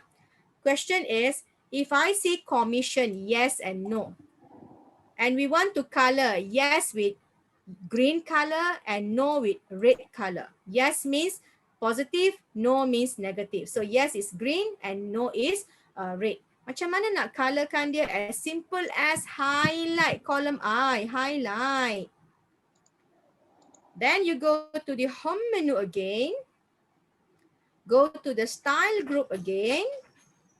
In the style, select conditional formatting, like what Mr. Asnawi mentioned just now. Click conditional formatting. But over here, we want to apply some rules, isn't it? So we go to the very first option called highlight cell rule. And we do have some objects like greater than, less than, between, equal to. These are for numbers or values or date. If we are working with text, then we can go to the option called text that contain. Since I want to color text, so I choose text that contain. Click. And in the text that contain, I'm going to type the first text, which is yes. I'm going to type yes. Despite of the spelling, I can type small letter or capital letter. Just type yes. And you want to convert yes to green color, isn't it? So you change to format color here to green fill. I can choose green fill tu dia. Ni nampak? Yes to green and click OK. And all the yes commission get green background or green text. Easy? And same time, I want to color the no. No should be in red, isn't it? So I do the same process. I highlight column I go back to the home menu, to the style group, conditional formatting, highlight cell rule, and text that contain again. Click. And this is where I type no for no commission. Just type no. Make sure the spelling same. Do not type unnecessary spacings or whatsoever, okay? And just go to the format here and choose your favorite color. If you don't like any of the color here, you may go to custom format. Custom format at the bottom here if you want to customize other color. So cikgu akan pergi pada custom format and I go for different color range now. I can go to the color, fill color, fill color. I choose red, dark red, okay, bright red color. I click OK. See, semua no become a red color. If I want to make the number text, the NO, text white text, I go back to the custom color or custom format. I go to the font and change to white color. So it can be contrast, boleh opposite color. All right, click OK button and OK. See, the yes is green and the no is in red. So this is called conditional formatting. You don't color one by one. We don't have time for that. Okay, that's how it works, conditional formatting. If in case one of the commission here, let's say yes commission, you type no. You purposely go and change the text yes to no, enter. Quickly the color will change to red. So you can detect siapa yang dapat commission and siapa yang tak dapat commission. Okay? So this is good for sales department. Actually good for all the departments, HR ke business, anything. You can define any information using the conditional formatting. Now let's move to the next column, column profit. Column profit, if you remember, you had some tick, some cross and some exclamation symbol just now.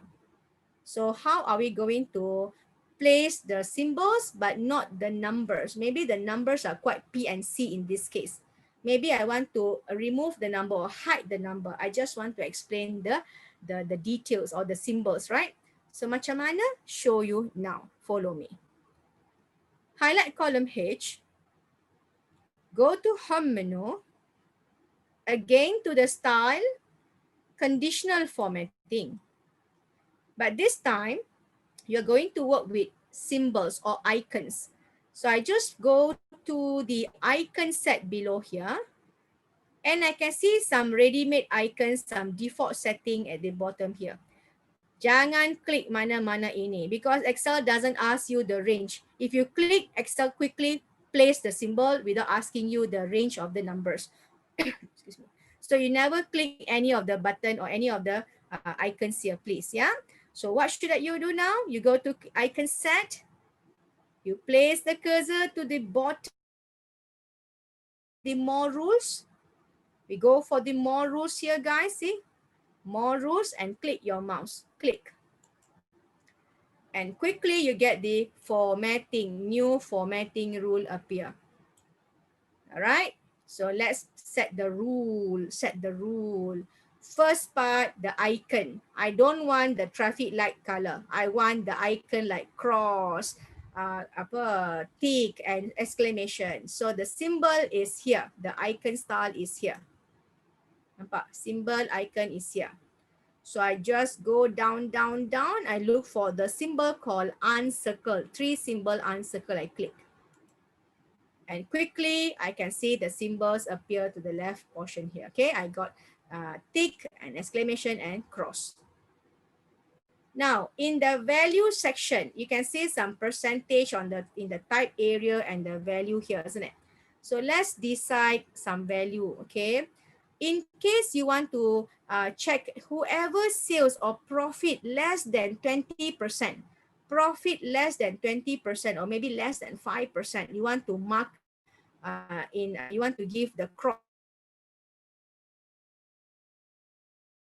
isn't it? So the type percent and percent remain, but the value here I delete the value. So let's prepare some condition guys. Is macam gini lah. If your profit is less than 5%, I want to display the red cross. If the profit is between 5% to 25%, I want to replace with the yellow color exclamation mark. And if the profit is greater than 30%, example, so I want to show green tick, something like that. Okay, so we have to decide the symbols first. So I'm going to tick here and I type 5. 5% is just 5 because you got the format type here, percent. Say type 5. And the tick, green tick, if anyone gets more than 30%, they should be able to see the green tick. If between 5 to 30%, they should be able to see the exclamation. Anything below than 5% gets cross mark. Having done this, but remember guys, the profit only shows the symbol, not the number. We consider the number as P and C now. Let's imagine the profit, the number is very P and C, cannot show to public. So I can click the icon, show icon only. I click the checkbox here. This checkbox will allow me to show icon, not the numbers or the profits. Okay, so having done this, let's click OK, see what happened. Immediately, your column profit gets the symbols like cross, exclamations, and so on. Okay, kawan-kawan? So this is how you decide whether you are making profit below margin, above margin, or average. You can decide based on you can apply some colors or some symbols to decide, okay? Last, before I stop, I just want to highlight one more column, then I stop this practice. You can try all by yourself later. You can just click one by one column and just do your conditional formatting. Got any issue, we can discuss later. So I'm going to the last idea now. Last idea. I'm highlighting column E. Column E, we have set of blank cells in between. And we need to we need to color the blank cells with black color or any other color. So to give color to the blank cells, first I highlight column E. Second, back to the style and conditional formatting, the same button, conditional formatting. Then we go to the highlight cell rules and we have some options here like greater than, less than, between, equal, text that contain date and duplicate. But unfortunately, I don't have any options for blank. We don't have blank option here, blank cells or blank options. So to give more rules, I go down to more rules. I hope you can follow, yeah. If I fast, stop me, ask me to repeat. So go to the more rules. And here, kawan-kawan, you don't have to read everything. No need to read everything. Your default is format only cell that contain. Your default rule is format cell that contain. Let it be there. Don't change the format. Don't change the rule. I just need to go down here to this cell value here. Click the cell value. Choose blank, blank, And you can color. You want to color any color. Click the format. Nampak? I click the format. I choose my color. I want black color. And I click OK. Immediately, OK again. Immediately, all the blank cells become colored. If you ask me why the first line, the first few rows colored, because I highlight the entire column. If I never highlight that, I just highlight the portion between the range, just range the column, and then just highlight the blank cells in between the range. Okay, kawan-kawan, I stop here. My steps stop here. I don't continue any conditional formatting. I stop here. If you have any problem, please unmute and talk to me. The conditional formatting is very, very good for analyzing data, especially when you have many information and you're not sure which is what, isn't it? Who's getting commission, who's not getting commission, who is poor in their assessment, who is doing good in the assessment. So you can use conditional formatting and colors to define your idea easier. Okay, your answer easier, easily.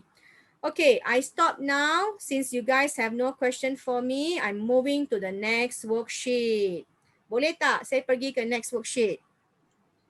Okay. Okay, thank you. Now I'm going to the next worksheet called Smart Table versus, Manual Table versus Smart Table. Pernah dengar Smart Table tak? I believe most of you know table, but apa tu Smart Table you may not know. Maybe you belum ataupun tak tahu ataupun tak pernah ambil tahu konon contoh Okay, now I tell you how to handle the table. First I show you the table on the left. The table on the left is okay if you see my screen is like small tiny text don't worry, because I'm not going to talk about the text or data. I'm going to show you the entire table layout. We're going to work with the table. For the next 15 minutes, 5 minutes, you're going to see the difference between left table and right table. The left table, I name it as manual. And the right table, I name it as smart. Tapi nampak sama je. Apa yang smart kan? I show you now. Can you please click the right table here? Select the right table. Anywhere in the table. Not outside, inside. Then you go to the insert menu. Insert menu. Insert menu, and we have a button called table. Table. I believe most of you used this button before. Button table, or I call it smart table. Kenapa smart? I show you in another 2 minutes time. I click the table and the second table is highlighted entirely. I can see some headers on top here like date, region, sales rep, customer. I see the headers. Therefore, I make sure the checkbox here is being ticked. You please check the box. Don't off the box. Don't off the check. And click OK, and immediately your second table is colored. Okay. Pernah tak siapa-siapa guna smart table or the table design? Have you ever tried this table design before? Atau this your first time working with this design? Can you please unmute and tell me? Siapa pernah guna smart table? Let me ask. Tak sure. Apa yang jadikan dia smart? Maksudnya kenapa dia smart kan? I tell you now. Sini, ini Puan Hafizah ke? Diana. Oh, Diana. Okay, Puan Diana. Kenapa dia smart? I'm going to share with you about 6 magic lah. 6 to 7 magic. I'm going to share with you 7 magic on the smart table. For the next 15 minutes, you akan nampak magic ni. Smart table is smart, number 1, because it is auto-formatted. It is. You can see the table is colored. Betul tak? You tak langsung pergi color biru putih, biru putih. It is auto-formatted. That's your first magic. Second magic is that when you go to one new column beside sales. Tengok sales saya sebelah got column T, isn't it? In column T, I try to type a new column, say profit. I type profit, P-R-O-F-I-T, and enter. Immediately, my table is expanding. My table has increased. Nampak tak? This is the second magic. Your table increased by itself. But if I do this to my manual table, can you please scroll to left, go to your manual table here, the first table, and you type profit, enter. Does it increase or does it update column H with the same border and color and everything? No. That's why I tell you manual versus smart. The manual, you got to manually highlight, manually border. The smart table automatically update. The smart table has magic. So magic number 1, auto color. Magic number 2, it can auto expand. The third magic is that let's type some formula inside here. I'm going to my smart table profit. Inside the profit column T row number 5, I'm typing formula equal. Follow me. I hope you guys know equal sign is required when you want to start formula. So equal, you want to know profit, right? So you take your sales, click cell S5. Click cell S5, it's 6,278. Click the cell. So this your sales minus your cost of goods sold. Click the cell R5, which is 3,000. So why do you see the sales and COGS actually is part of your smart table element? If you don't like this, you can even type manually. S5, tolak R5. You can type the reference by yourself, no problem. After you click and minus and everything done, you press enter. See what happened. Immediately, the entire column C filled up with the formula, the required formula and answer. You don't have to double click or pull down the range. Your smart table is smart enough to tell other cells to copy the formula. This is magic number 3. So the first magic is colorful background. Second magic is expanding the table by itself. Third magic is fill in ataupun fill down the formula. This is the third magic, autofill. But if I do in the manual, check here guys. If I go to manual, I do the same. Equal. I click the sales minus COGS. Enter. Check. Uh-oh. I stop here. Malas sangat dia nak copy ke bawah. Dia ask kita copy. So I click the answer. I go to the fill handle. I double click. Then only I can see the result appear. Tapi malas juga dia nak buat border. No border. End up I got to do everything by myself. See? Manual table ni tak boleh harap. Sangat malas. But smart table independent. When you type, it knows how to copy down. Simply you the result. So kawan-kawan, so far I explained 3 magic. Magic number 1, table is colored. Magic number 2, you can see auto expand or table is auto expand. Magic number 3, it is auto fill. The formula will auto fill the range, column T range. And now let's go to magic number 4. Magic number 4.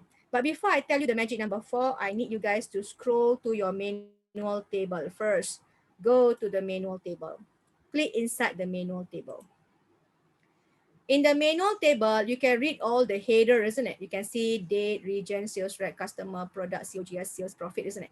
But as you scroll down, down, down, down, down, do you see the title or the header? No, you don't see because it never freeze the title, isn't it? As you scroll down, down, down, you click any row in row 50 or what, you don't see the title. This happened in manual table. But if in your smart table, let's say you click inside the table and you scroll down, down, down, no matter how far you go from the table header, you still get the title display. Nampak tak? I move down, down, down, down, down to the bottom of the table, I can still see the title, date, region, sales rep, displays on top. So this shows the title is freeze. Okay, the area here is freeze. Okay, so it shows that your table area here, the title area is auto freeze. You don't have to go to the freeze button and click, tak payah. It is automatically freeze. Okay, so now the magic number 5 or magic number 4 is, let me repeat the magic. Magic 1 is auto color. Smart Table Auto Color. Magic number 2, Auto Expand. Magic number 3, Auto Fill the number or formula. Magic number 4, when you scroll down, you can still see the header appear in the first row, meaning that it doesn't hide the header. The Smart Table is smart enough to show the table headers. Okay, so this magic number 4. Okay guys, I hope you can follow ya. Kalau cikgu I tak dapat lah benda ni, no worry, I show you in my PDF later. All these are in the PDF. I already placed the information there. Okay, so magic number 4, the headers are fixed range and they don't change when you move down or scroll down. Okay, now I'm going to the magic number 5. This is very, how to say that, very interesting and going to save you a lot of time. I show you the magic number 5 now. Tapi sebelum tu, let's go to manual table. Let's go to In manual table, I need you guys place your cursor in the cell J5. In the cell J5, where you got to calculate the total sales from column G lah. So what we do now, in the cell J5, let's type a formula equal, SU. And you double click the word sum, so you get the formula sum. You can also use auto sum button if you want. So I double click the word sum. Since I need to highlight the sales column, never ever try this. Jangan highlight macam gini, wrong. Jangan highlight column G entirely, wrong. Because you never know what else you have at the bottom of the table here. You could be having some other information below here.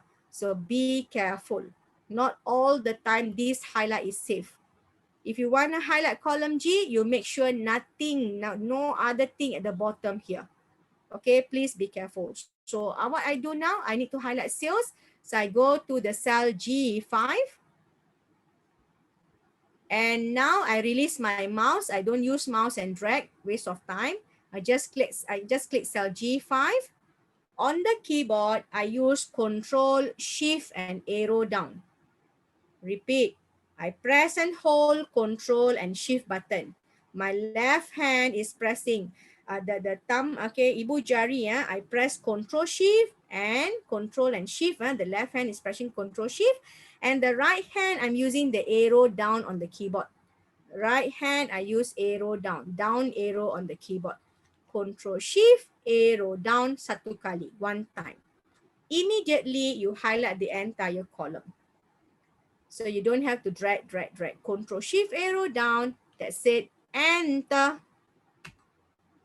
Enter. You get the answer for the entire sales column. The answer is 483,000. The answer is 483,273.68%. Okay? Okay, you know about this. Ini senang, tak ada masalah. Tapi apa problemnya sekarang?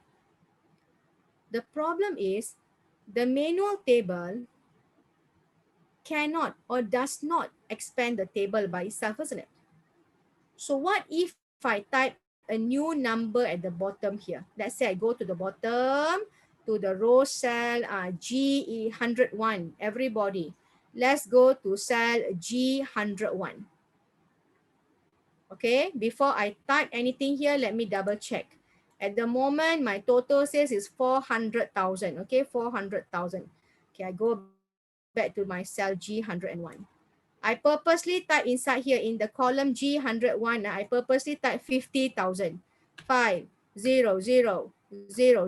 I type 50,000. Enter. When I enter, I can see the table expand, but not the table, but the cell expand. I can see 50,000 inside here.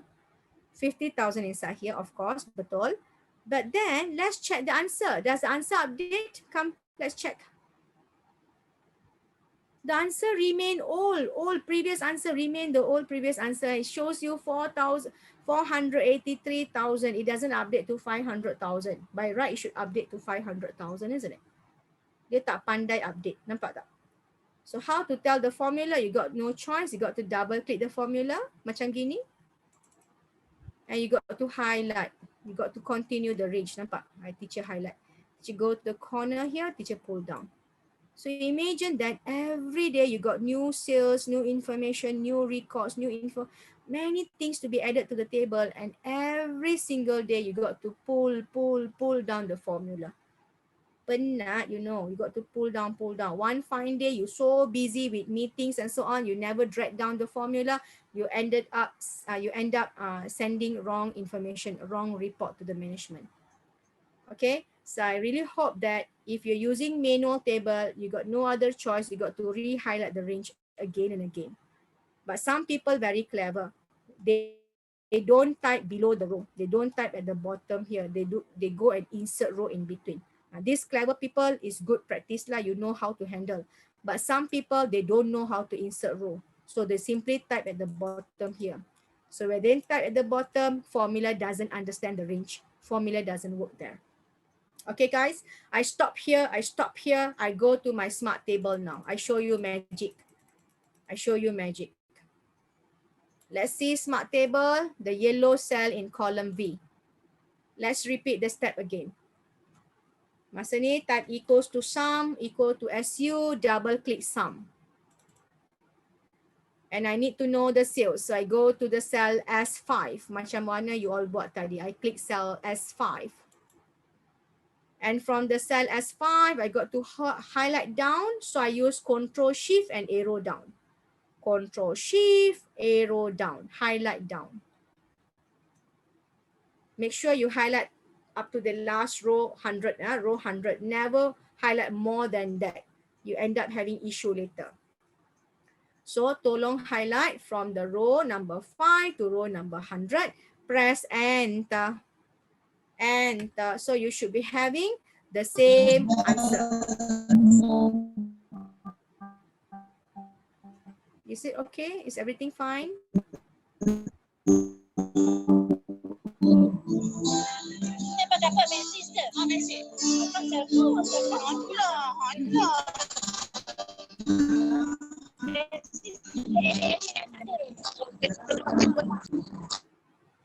Okay, sorry for the interrupt. Okay, now in the smart table, you already calculated the total sum. You just type equals to sum, you highlight the range of sales. Everything is good, same like what you did earlier. And still you have $483,273.68 over here. If you ask me why no dollar sign, why no symbol, that one just format, can apply anytime later. Tapi sekarang, let's see the magic. I go down to the bottom of the sales. I click in cell S101. In cell S101, I type 50,000. 50,000,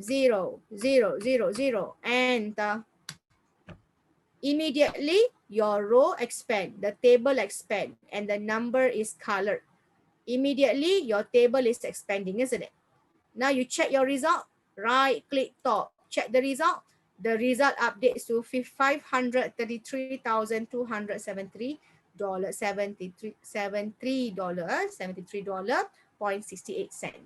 Nampak tak? I hope you understand the logic here. The smart table can auto capture. So every day you have new data add into the table, isn't it? The data will, your smart table will record and update all the formula beside. It not only update the formula, also update the pivot table, also update the charts. If you have other objects like we call that macam, let's say we have analysis going on with that particular range, everything will update. Okay, kawan-kawan, I hope you understand the logic here. Smart table can capture new row easily.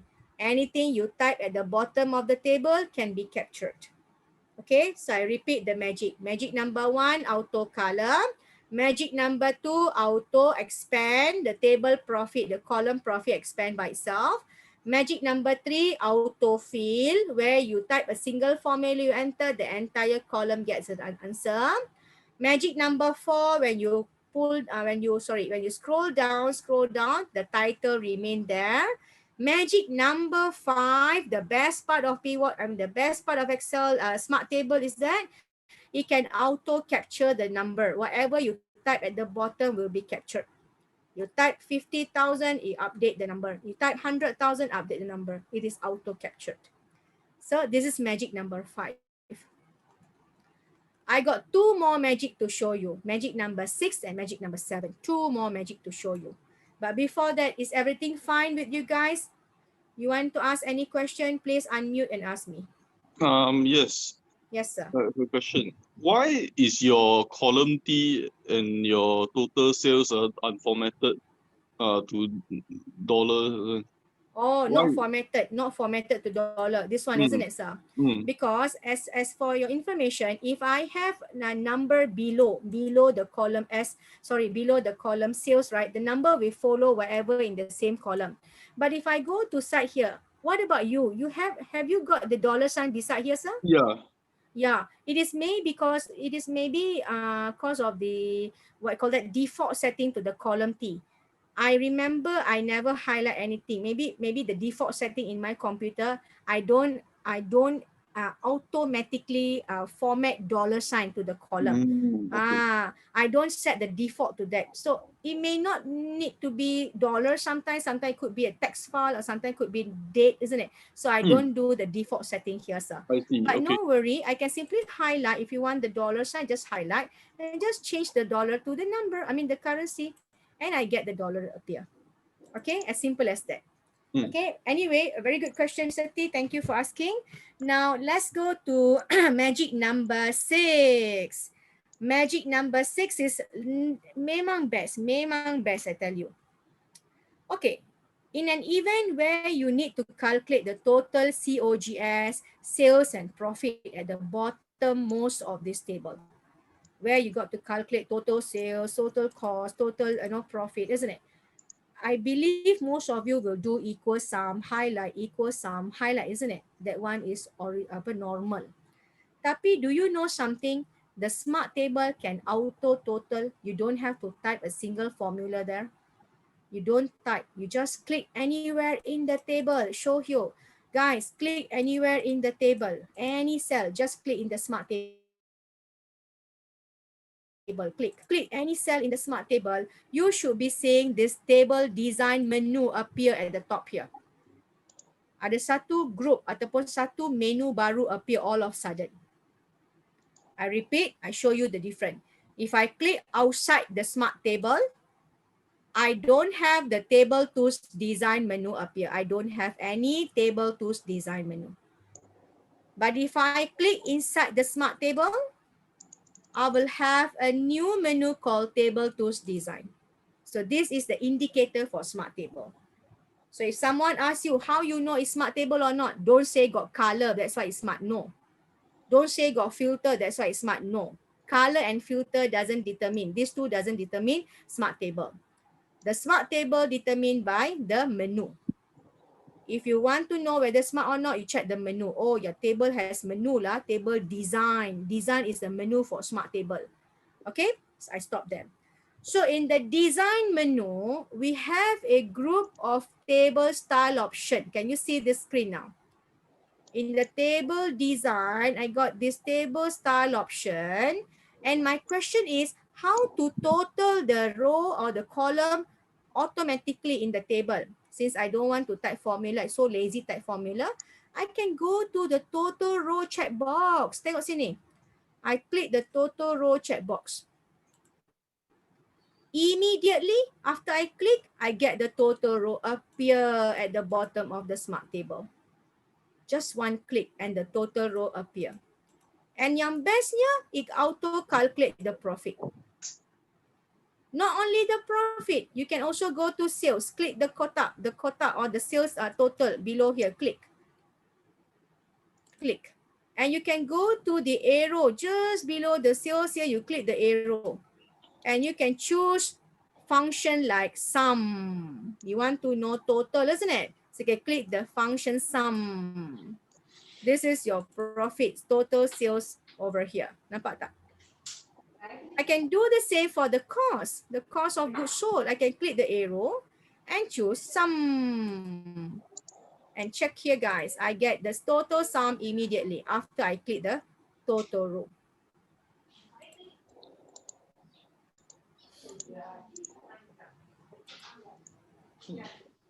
Okay, so I hope you guys can follow that, yeah? Okay, good, excellent. So your smart table is smart enough to total up the row or column, total up the entire column easily. Even though a person without any formula background doesn't know how to use equal function, doesn't know how to use formula, they still can handle smart table without any challenges. Okay, they just click the table, go to the design menu and just click the total row. Okay, but remember one thing, when the total row is displayed like this, never ever go down at the bottom of the total row and type any value. Don't do that, please. Never ever go below total row and type information, like for example date. Tengok sini, I just type date 1/1/2020, enter. If I do that, my table doesn't expand. Why doesn't expand? Because my smart table stop at the total row. My smart table stop at the total row. Anything after the total become alien to the smart table, become other information. Okay, so I got to delete this date now. I delete the date. So if I wish to continue my smart table, I got to first uncheck the total row. I got to first hide the total row. Macam mana? I go back to the data or table tools design menu. I uncheck the total row. Uncheck. So the total row is now gone. Now I can continue data entry. I can type 1/1/2020, enter, the table expand. I type again 2/2/2020, enter, the table. My table can work with easily, expand easily, but make sure that the total row is not checked. Okay, kawan-kawan, that's your magic number 6. Magic number 6 is you can get total row immediately after you click the checkbox. And anything that you calculate will be displayed down here easily. You don't have to type formula. You don't have to learn complex formula here. Now, next question. I need to filter something. I got to check profit for West region. I want to know how much the profit I made in West region. So guys, check here. I'm going to the region. I'm going to the region. I click the arrow here in the region here. And I'm going to filter only West. I deselect all. I filter West. And okay. Immediately the answer filter to West region. And this is equals to sum if condition. If you ever tried sum if function, this logic is equal to sum if function or formula. You just filter whatever you want, you get the number filtered as well. Tapi ini bukan magic, ini everybody know. This not magic, this one just filter idea. Okay, so after that I just clear filter lah. Everybody clear filter, don't filter this. Don't filter region. So my magic number 6 is total row. Betul tak? Now I'm going to the last magic of this table. Last magic. Last magic is, but before that, please click your cursor. Scroll up. Go to the very first title. Can you please click your cursor in any of the title here? I repeat, for the last magic, you got to click the cursor in any of the title up here. You don't click the cell, any cell below or any blank cells or what. Just click one of the title. I have a reason why I say so. Later I tell you. After that, after I click the title, let's go to Table Tools Design once again. Table Tools Design menu once again. And this time, I'm going to the button called Insert Slicer in the Tools group. Kalau you all dapat ikut, I repeat. Design menu, Table Tools Design. At the bottom here, we have Table Properties. We have Tools, isn't it? In the Tools group, there is a button called Insert Slicer. Click the button now. When you insert slicer, you can see some objects like the headers over here. I'm going to select region because I remember just now I filter region, I filter West. And I'm going to select sales rep. Maybe I want to filter by people name, by officer name, or by staff name. I click sales rep. And I think that's all. I just need these two. The rest I can call later. And I click OK. See what happened, guys. When I click OK, see what happened. I'll be getting these two boxes named slicers. These are called slicers. And this box are smart enough to slice and dice your data. Just place the box beside here or the slicer beside here. Tengok sini, macam mana I buat. I just pull the slicer into the to the right of the table somewhere here. Okay, what's the purpose of using slicer?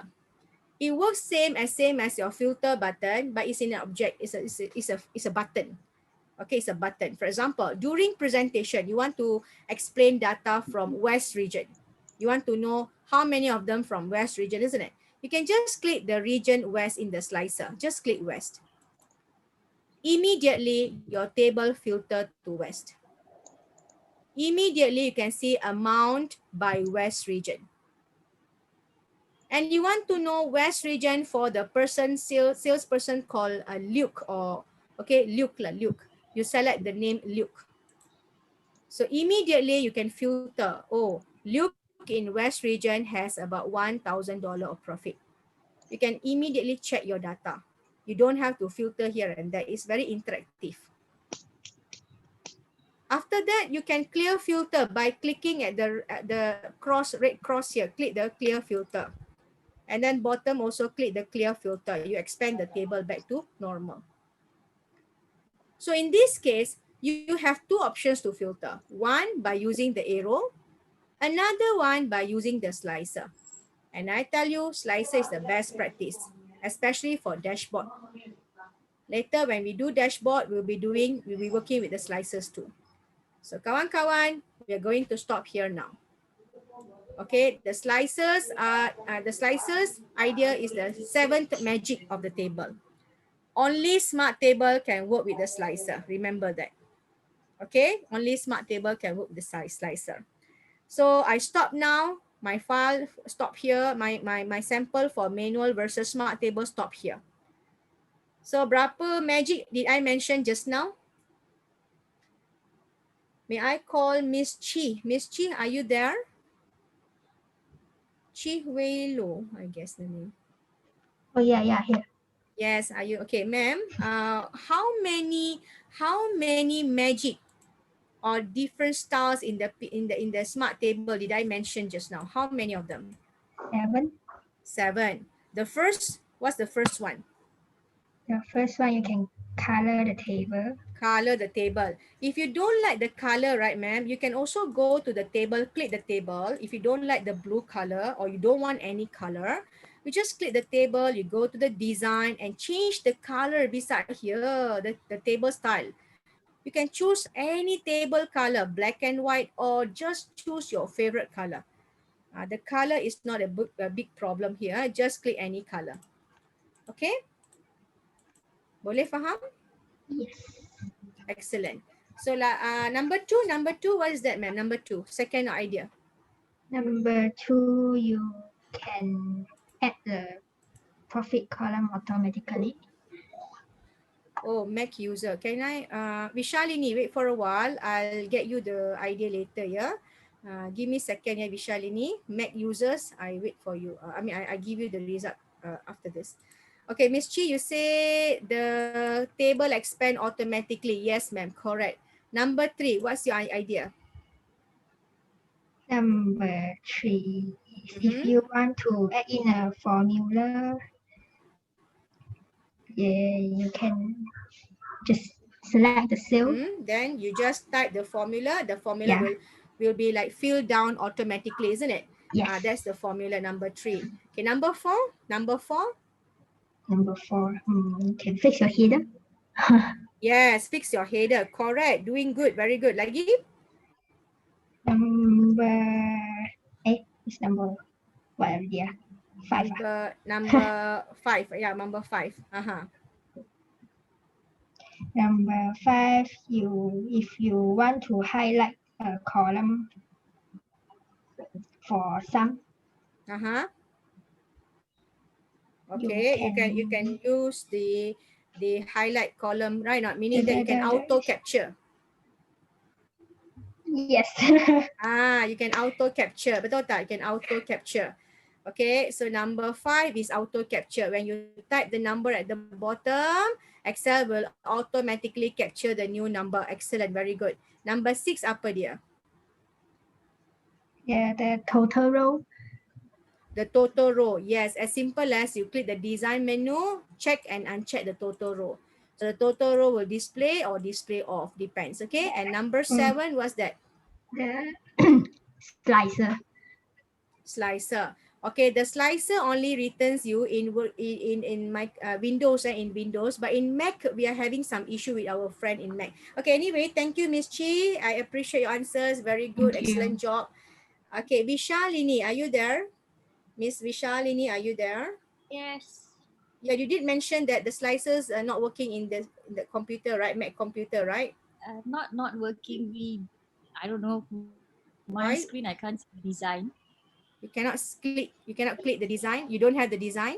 Don't have the design tab.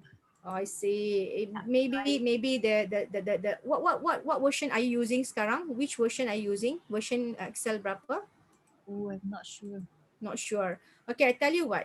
How can we convert normal table to smart? If yes, how to do so? Normal table to smart or smart table to normal. What is that, Miss Fatima? Okay, Miss Fatima, I come back to you in another short while. Kejap, I nak jawab siapa ni, Miss Vishalini.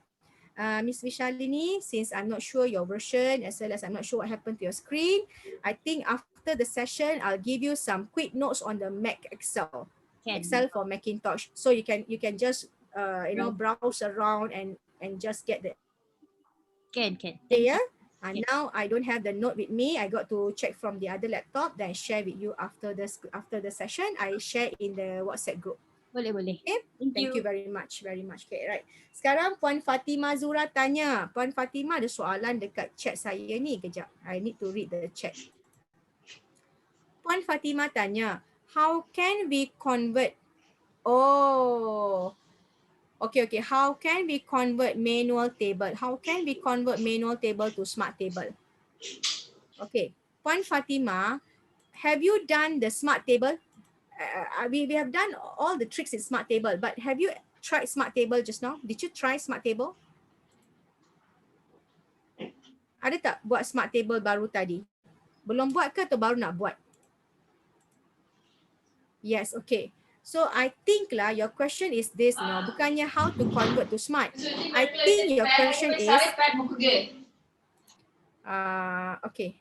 Can you please mute your okay, good. So I think Puan Fatima punya soalan ialah how to convert smart table to manual table. Mungkin dia nak balik kepada manual. That's the question, I guess.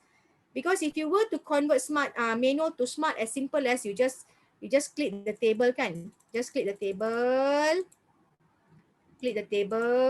Then you go to insert, then you go to smart table. Betul tak? As simple as that. Just convert table to smart. And the table will be highlighted and okay. So this is how to convert table to smart. Ini soalan how to convert to smart. But Puan Fatima, I guess lah, I rasa lah, she wants to know how to convert back to normal. Betul tak, Puan? So to back to the normal table. Betul, sebab soalan dia terbalik. Okay. To convert the smart back to normal, as simple as click the smart table, any of the smart table. Macam sekarang cikgu dah klik pada table 1, cikgu convert kepada smart, cikgu buat manual kepada smart. Then click the first table, your smart table. Go to design menu, the smart table design menu. In the tools group, you can see a button called convert to range. Convert to range. This button will quickly convert smart feature to normal table range. So let's click convert to range. So your table is now being converted to normal. I just click yes if I confirm with the changes. I just click yes. When I click yes, even though the table is colorful, ingat kawan-kawan, colorful doesn't mean smart. Even though the table is colored, it doesn't mean the table is smart. How I know? When I click the table, I don't have the design menu anymore. The design menu only display for smart features. So how to remove the color? You can just highlight, and go to the color in the font group and choose no color. You just do the normal clear color. It's just a layer, Just highlight, and just clear the color. Okay, as simple as that. Okay, thank you Puan. Thanks for the question.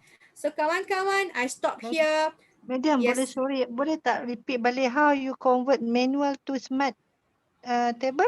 Sorry. Manual. Okay. Yeah. Manual to smart, then smart to manual. No, smart to manual. No, okay. Manual to smart. Or manual to smart. Okay, let me just undo this. Undo. This is my manual table, ma'am. This is my manual table. No color. I just click anywhere inside the table. Okay. I go to insert table. Insert table. Okay. Click and the table will be highlighted. Nampak everything is highlighted.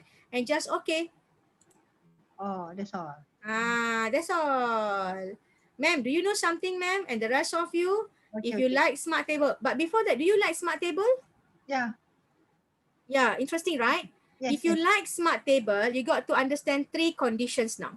Okay. I'm going to give you 3 conditions. If you really want to apply smart table, you got to understand the logic behind these 3 conditions. Condition number 1 is your table must be a vertical table.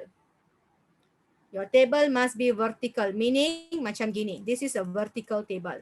Vertical means the title on top, value at the bottom. This vertical. Kalau your table is horizontal, let me show you how I prepare my horizontal table. I just copy this. I just show you. Right click, copy. And I just move to somewhere to column Z maybe, or column AA ke mana-mana lah. Just show you, copy and paste. Paste biasa. So this is a vertical table. Title on top, data at the bottom. This is vertical. This table can go smart. But if your table is horizontal like this, right click and copy. And I'm going to transpose, right click and paste transpose. Paste number 4, transpose. We got many paste button here. Paste normal, paste value, paste function, paste transpose. So the 4th button will transpose the layout. And the button, the table now is in horizontal, isn't it? Melintang. If it is a melintang, a horizontal table, you are unable to apply smart feature here. I'm going to prove to you now what I meant by vertical table. So I click the first table, which is vertical. I click the first table. I go to insert menu. I can also use Control T, guys, Control T. If you can read the description down there, right? Table can also use Control T, CTRL, Control T. But I'm not sure for Macintosh now. You got to check on that. But usually, if you have using window, normal window, you can just go to insert table or Control T. So select Control T and the table is now highlighted. Okay, or just use Control T on the keyboard. Control T, the table is highlighted and you can convert to smart. Nampak? Control T is a shortcut. So the table can convert to smart. You can filter whatever you want. You can filter. You want apa? Teacher, I nak West region. You can filter West region. You nak nama orang, Luke. You can filter by Luke. So if the header on top, you can filter. But if I go to the horizontal table, I told you horizontal table doesn't work with smart table. I told you already. So if I click the table and I Control T, T is the shortcut for table, yeah, Control T. The horizontal table is being highlighted and the table has header, I check. When I click OK, the table is expanded and also, of course, the table is a smart table now, but unfortunately, the filter is wrong, at the wrong place. Nampak tak? The filter should be at the left corner, isn't it? Because you want to filter by Luke, you want to filter by region, isn't it? So your filter should be in the left column, not the first row. So this shows Smart Table doesn't work with horizontal layout. Please remember that. Okay, kawan-kawan? So rule number one, rule number one, only vertical table allowed.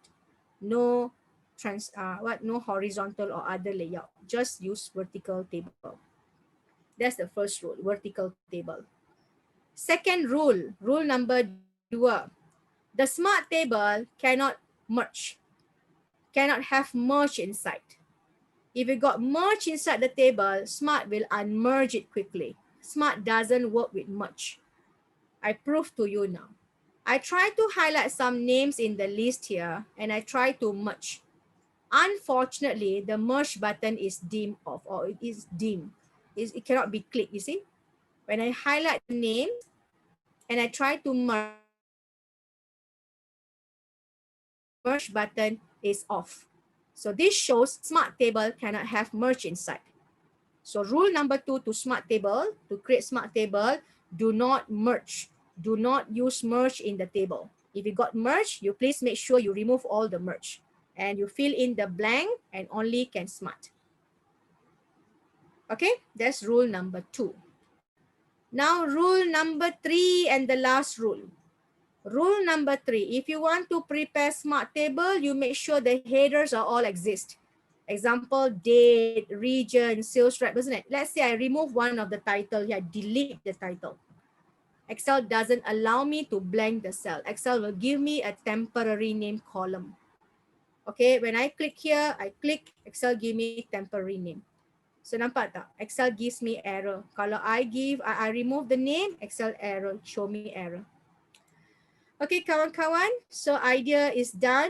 If you really want to convert table to Smart, you got to remember 3 conditions. Condition number 1, your table must be vertical.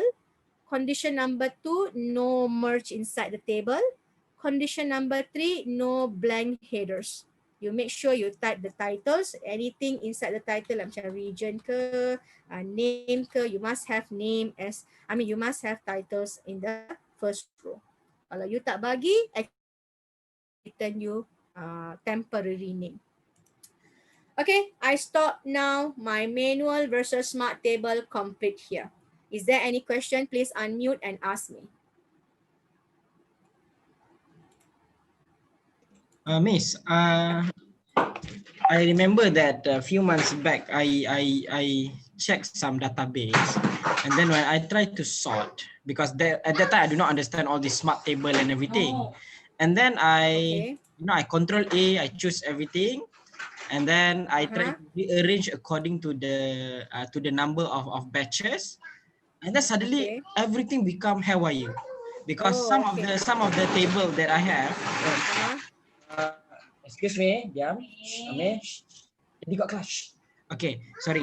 So because some of the tables I have blank table. I mean, so for example, address tu kosong, tapi ada yang ada maklumat, ada yang tak ada. So because of that, my batches suddenly become haywire. So dia jadi mix up of everything. Sebenarnya memang ada punca bila kotak kosong. Ada punca. Okay, ada punca. Let me tell you. Punca kotak kosong tu you got to clarify here. Is it memang kotak tu kosong by cell ataupun ada merge? Kalau ada merge, memang dia akan pergi haywire. So you got to highlight, you got to explain here. Kotak kosong tu ialah individual cell ke ataupun merge areas lah? Everything is individual. We do not merge individual. Anything. Okay, kalau you dalam keadaan individual, so I practice this most of the time. If you got many column and some column with space or blanks inside, right? What is my practice? I will go to the data menu. Macam gini sir. I just click the table. Tak payah highlight everything. I just go to the table, click. I go to the data menu and I just click the button sort. I click the button sort. And the entire table will be highlighted. Because at the moment, we are not sure whether we have some issue in between or not. I'm not sure. So I just click the button sort And I can start sorting the column one by one. Example, I need to know about customer. I want to sort customer. So I go to the customer and sort A to Z. Then after the customer, I want to follow by the region, customer and region. So I go and add level. I go customer, then sort by region. So this shows that first, if I have customer Amazon, but I could be having from different region, isn't it? So I can sort Amazon by region, ascending region, meaning that East, the first region will be the first row, and the W region, West region will be second row. It will be sorted by region. First by customer, then by region. So I think for your case, why don't you try the button sort rather than you highlight one by one? Maybe you miss out some of the highlight. Maybe you never highlight the area that you want to sort, something like that. So I suggest you click any table, anywhere in the table. Don't use manual sort like A to Z or Z to A. Don't do that. Go to the advanced sort, which is this button here. Click. It will highlight the entire table. This will safeguard your data. You takkan jadi haywire kat sini. Data you takkan jadi haywire. Dia akan jadi macam satu line yang sama ataupun satu data set yang sama. Okay, so then you can simply sort whatever you want. Maybe you want to sort by product, followed by add more level, followed by region. Then you want to sort again, followed by maybe the COGS. You can sort one by one. You can then choose a row, column, order A to Z or Z to A, depends. So I hope, sir, this idea could be useful for you, sir. Ada pernah cuba tak? I just want to ensure that it means that if the cell is blank, it will not affect anything. It should not affect. Should not affect anything. Should not affect anything. Okay, sir. But I just worry if you highlight only partial of the table, you sort, then memang dia pergi haywire. Okay, so that's why I always encourage you click the button sort. Okay, sir. Atau tak, you just click the filter button here, you can sort A to Z here, lagi cepat. Memang dia takkan haywire. Kalau you ada empty cell pun takkan error. Don't worry about that. Alright, so tak ada soalan apa-apa. Teacher stop here. Teacher stop here. Ada apa-apa nak tanya tak? Please ask. I love to answer.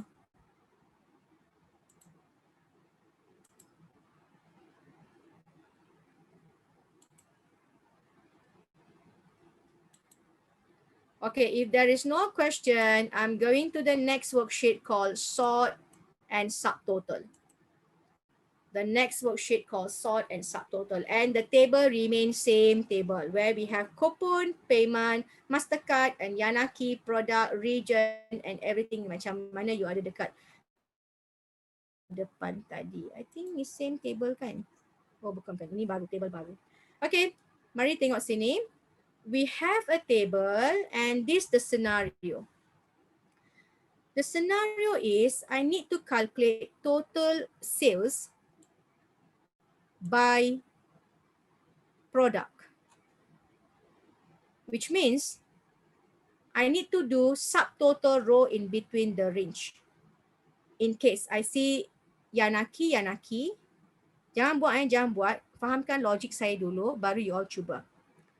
In between Yanaki and Yanaki, I want to have a subtotal. I want to prepare a row, a new row, and I want to have a total for Yanaki, subtotal for Yanaki. But if I do this, I'll be having other Yanaki at the bottom. So it won't be nice if I simply insert row, betul tak? So soalan saya sekarang, my question is, I need to find subtotal by product, subtotal by region, and some other objects. I need to find subtotal. So what's the best practice? Macam mana nak cari subtotal without adding a new row like what I'm doing now? So guys, I'm going to, apa tu? Filter ke? Filter. Kalau puan filter, lepas you clear filter, dia hilang. Betul tak puan? Apa tu? Slicer. Slicer. Oh, so good. But slicer pun sama macam filter. You can slicer, after you get your result, you clear slicer, everything back to normal, isn't it? So the slicer and filter, I accept these two answer.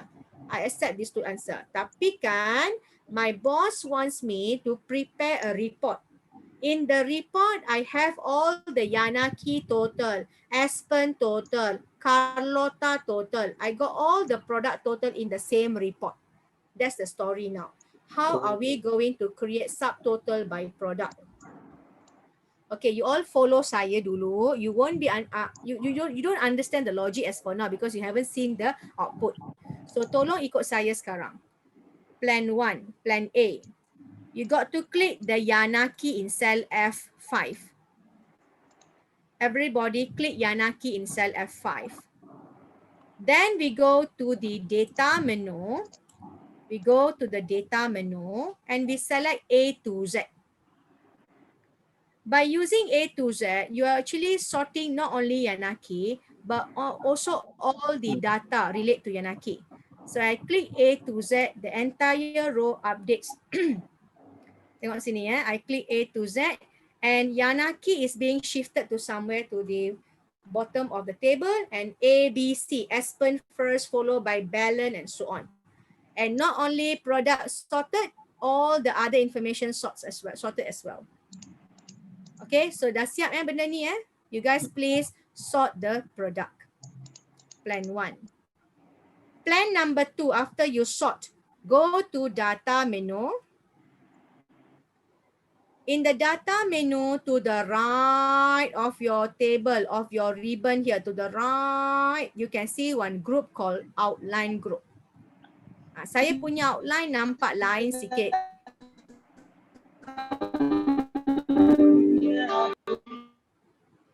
Sorry, is there any question? Okay, I repeat ya. After you sort the Aspen ataupun after you sort the product, you go to the data menu and to the right bottom, to the right here, you can see outline group. Your table, your outline group and the same ribbon lah. Mine drop down ribbon, not mine is drop down ribbon. So in the ribbon, in the outline ribbon, you can see one button called subtotal. Subtotal. Click the button now. Immediately, your entire table is being highlighted. Okay, what's next? So first, you sort Aspen. You sort the product. Second, you click the subtotal. Then you can see the dialog box subtotal appear. So what's next? In the subtotal, I remember the question is subtotal by product, isn't it? I want to know total by product. So I go to the change in. At change in, I click this arrow here and we select product. Product, because we want to find total by product. Click. That's it. Then after that, below you can see function. Default is sum. You can change the sum to on average or whatever. But since my question is total or subtotal, I go for sum. And finally, I'm going to check on some options here. For example, I want to find total sales as well as total unit. So I click the unit checkbox and the sales checkboxes. These two checkboxes I click. I never click the price because price refers to individual unit. So I don't click that. And finally, below that, we have some checkboxes on the replace current subtotal, page break, and summary. These three are optional. I don't change any of this. The page break between groups is meant for printing purpose.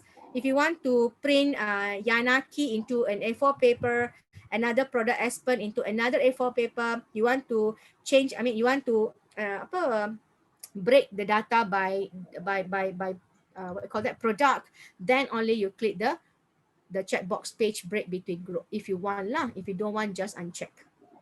So anyway, guys, I don't do any further amendment. I just click OK. Guys, OK. Okay. And immediately, you can see something happen to the structure. Apa yang jadi? Tak faham lagi. Apa ni? Tak tahu lagi. Come, I show you.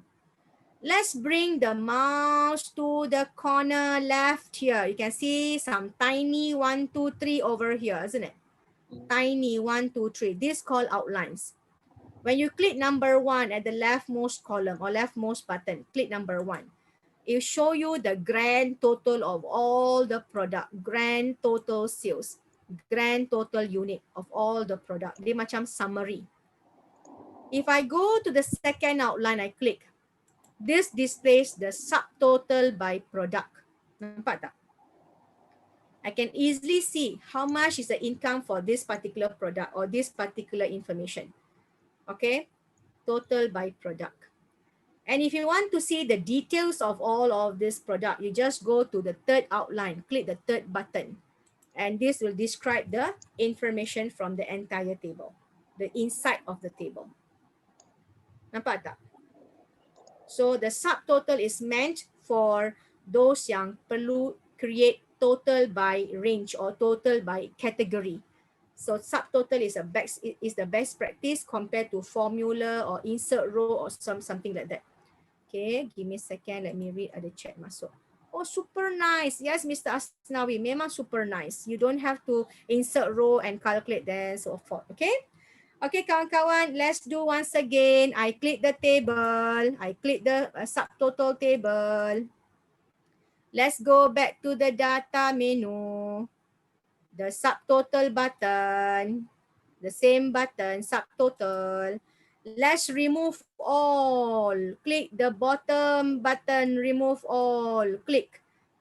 And the table is back to normal. You can recycle the table. After you report, you can recycle. You can prepare another report. Other different design of report later. Okay. So remove all maksudnya you nak buang total, you nak balik kepada normal table. That's how it works. Okay. So sekarang you all know how to prepare subtotal by product.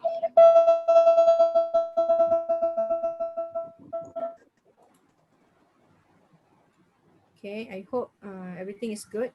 Okay, I want to give you a short assignment now, a quick assignment. Let's say 5-minute assignment. Did somebody try to chat with me? Ada siapa-siapa try to chat? Okay, I appreciate if you can mute your mic ya. Very good. Kalau perlu, you unmute and talk to me ya. Thank you so much. Okay, assignment. You can do now. 5 minutes assignment, 5-minute exercise. I want to find subtotal by payment. Subtotal by payment, meaning how much total for MasterCard, how much total for PayPal. I want to know that. Your time starts now. 5 minutes. Subtotal by payment. Your time starts now. I will call random name after this.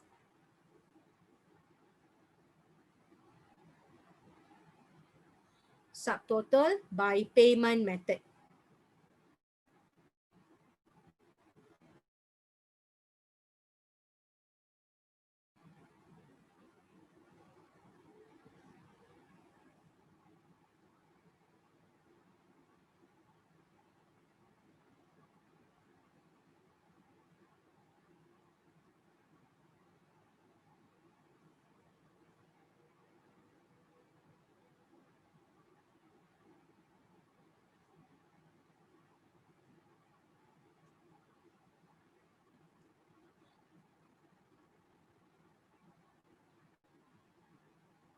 Okay, so time's up. I'm going to call a person now.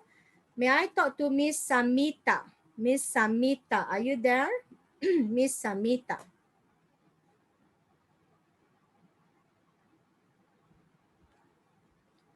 Miss Samita, are you there?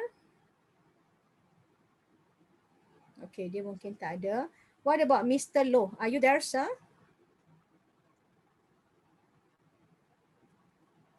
Yes, I'm here. Okay, sir. Can you please tell me how to get subtotal by payment? What is your practice? Actually, I struggle a bit. Oh, struggle a bit. Come, sir, I help you.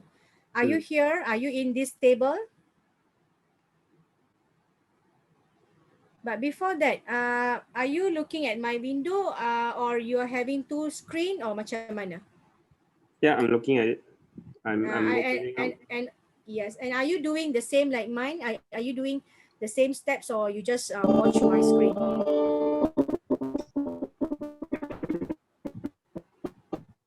Okay, tak apa. Siapa yang buka music? Can you please mute your...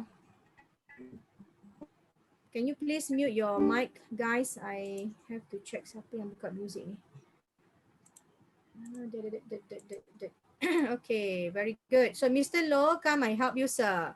Step number 1, so you need to click the Mastercard, which is your cell E5. Check my screen, sir. Click the cell E5. Yes. Number 2, must sort. You got to go to the data menu. And click A to Z. You got to sort the column payment. Click the A to Z button.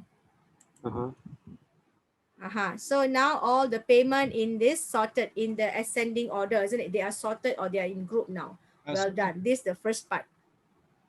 Sorry, just want to double check. If you do not sort, if you don't sort, you'll be having answer for payment, Mastercard payment, one row, one Mastercard payment. Tiba-tiba dekat bawah PayPal total. Tiba-tiba Mastercard payment. Tiba-tiba PayPal. Tiba-tiba Mastercard. Because you never sort. Excel tak tahu you nak group yang mana.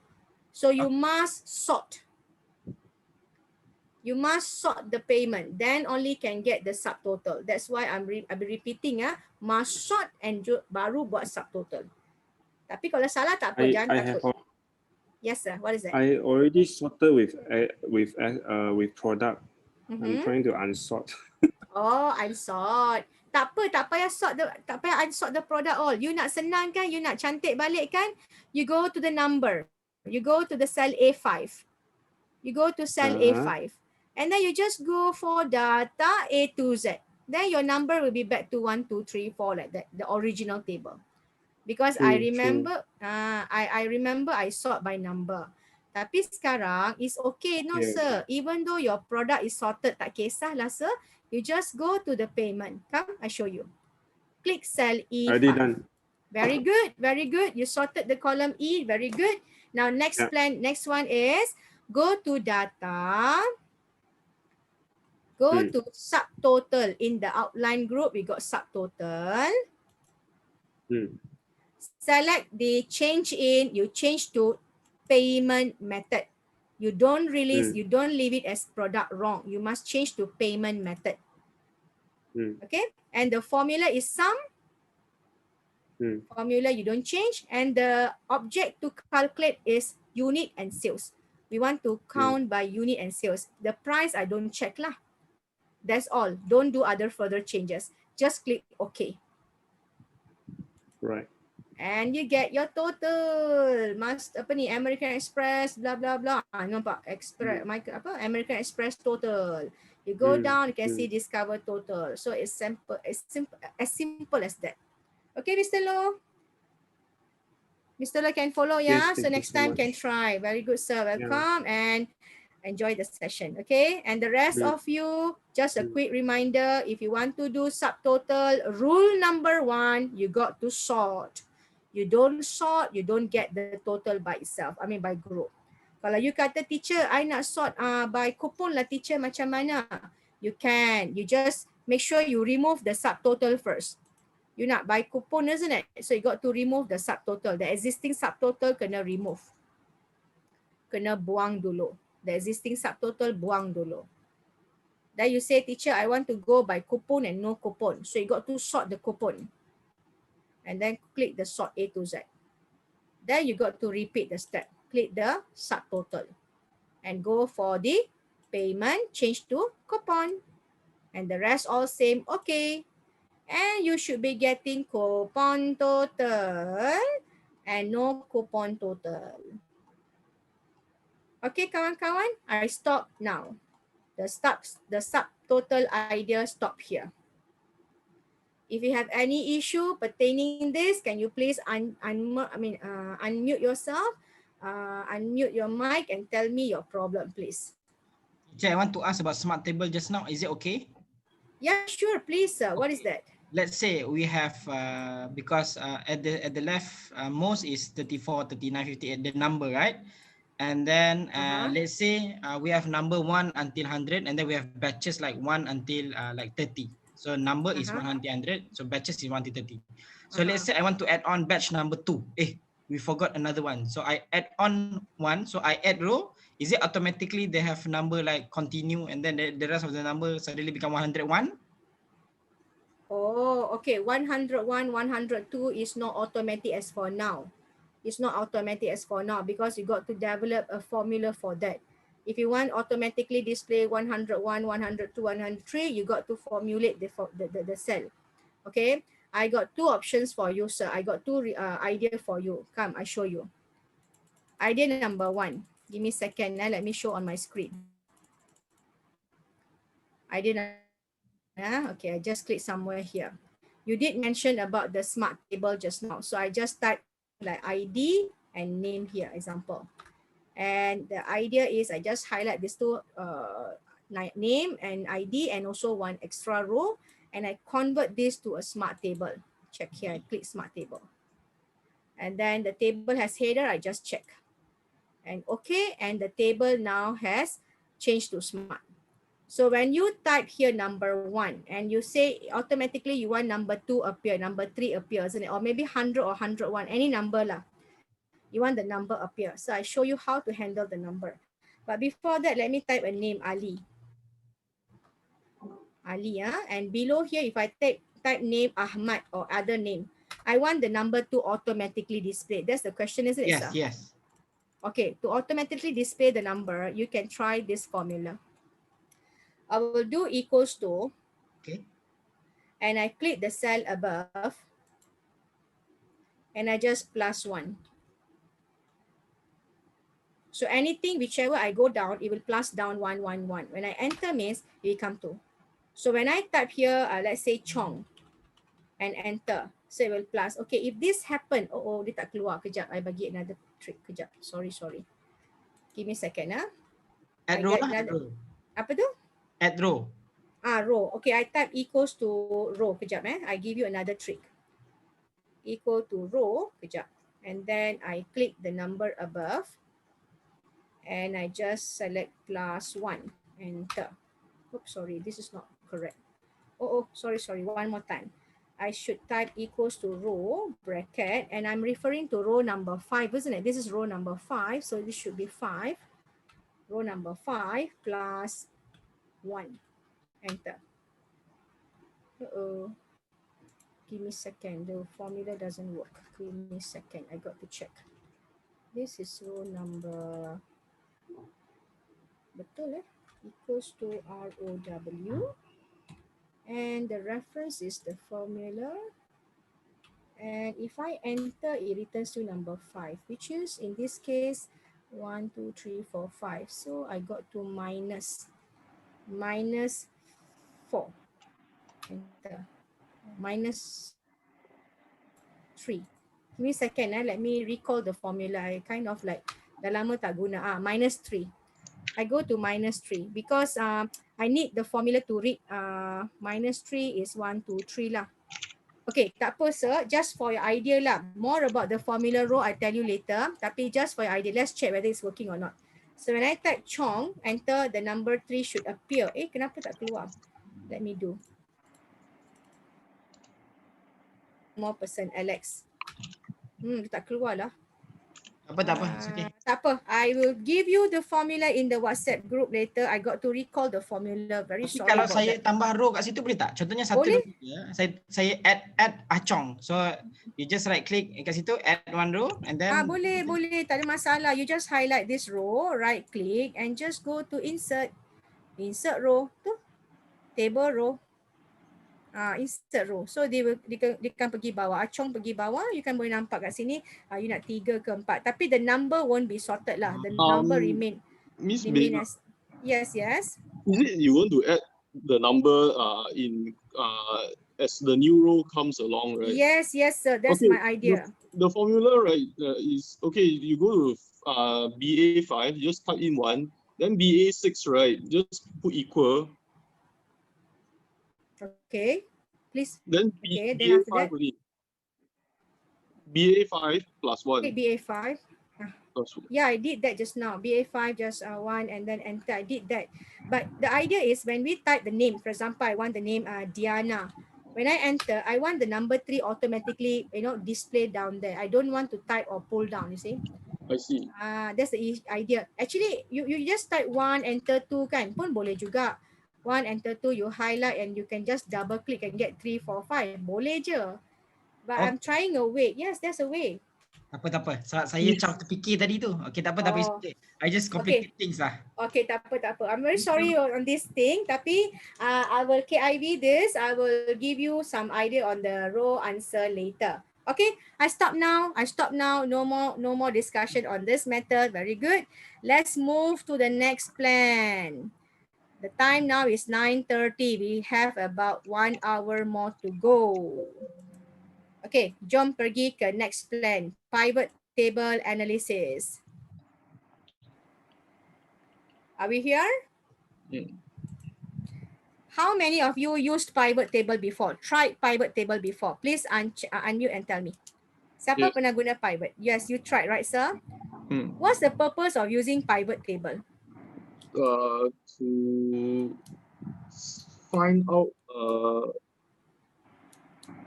to generate reports immediately. Correct. To generate report, in another word, is that to summarize your data, to summarize your report. Okay, example, the rest of you. Maybe pivot table is something like very new for you, but let me explain from the start, from the basic rule of pivot table. Actually, pivot table is very famous, it's very practical in Excel, because pivot doesn't need your formula. You don't have to type any equal sum, equal average, no need. You just click pivot table and pivot do the rest for you. But before you pivot, there are 3 conditions for the pivot table. Condition number 1, you can only pivot a vertical table. Macam gini, this is a vertical table. Condition number 1. You cannot pivot horizontal table. Condition number 2, you should not have any merge inside the table if you want to pivot.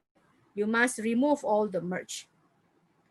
Condition number 3, you should not have any blank headers on top here. If any blank headers appear, the pivot fail. The pivot doesn't pivot. Okay, so there are 3 conditions, and these conditions similar to smart table condition. Tapi tak apa, don't complicate things now. Your smart table line, your pivot table line. Okay, apa ni pivot table? I show you now. Guys, click the table. Before you pivot, you ask question, what you want from the table. Say I want to know total sales by region. I want to know total sales by region. So the trick is, I just click anywhere in the table. You don't have to highlight macam ni, tak payah. Just click a single cell. Then you go to insert menu. And in the leftmost portion of your ribbon here, the leftmost button in the ribbon is called pivot table button. Pivot table button, where you can easily arrange and summarize your complex data. So you click this pivot table now. Click. The moment you click and quickly you can see this pivot table dialog box. The table is being ranged from A4 to J205. The reference is correct. Don't change the reference. And you can also by default can see new worksheets being selected. Tak apa, biar je new worksheet. Click OK, see what happened. Immediately, you have a new worksheet appear beside the existing table or existing worksheet. So this is your pivot table area. And what's new here? Apa yang dia boleh buat? Come, I show you. First, you got to make sure you got the pivot field list appear on the right corner. And my question was total sales by region. I was looking for total sales by region. So everybody select the sales box, everybody click the sales. Immediately you get the total for your entire range, entire region, all the region. Total sales is 15,172. And you want to perform total sales by region, betul tak? Region. So you click the checkbox, region checkbox, click. And within second, you can see answer by region. Isn't it easy? You never perform a single formula here. You don't do any sort, you don't do any filter, you just click the check boxes and you get the result out. This is called pivot, summary, rumusan. And if someone suddenly asks you different question, they want to know total sales by region and product. They want to know total sales by region and product. So you just click the region and then you go to the product. Click the product. And immediately you get the insights of the product. Maksudnya the details of the product. Okay, I spent $329 in East region. I spent $659 in Midwest regions. This is actually a summary of your table. Okay, siapa yang first time buat pivot table? Can you please unmute and tell me? Ni first time you all. I need to know your experience. First time. First time. First time. Very good. Best kan? Dia boleh automatic kira, nampak? Best. You can do report easily within second. I pernah, serious. I pernah jumpa ada kawan ni, dia buat report sampai 3-4 hari.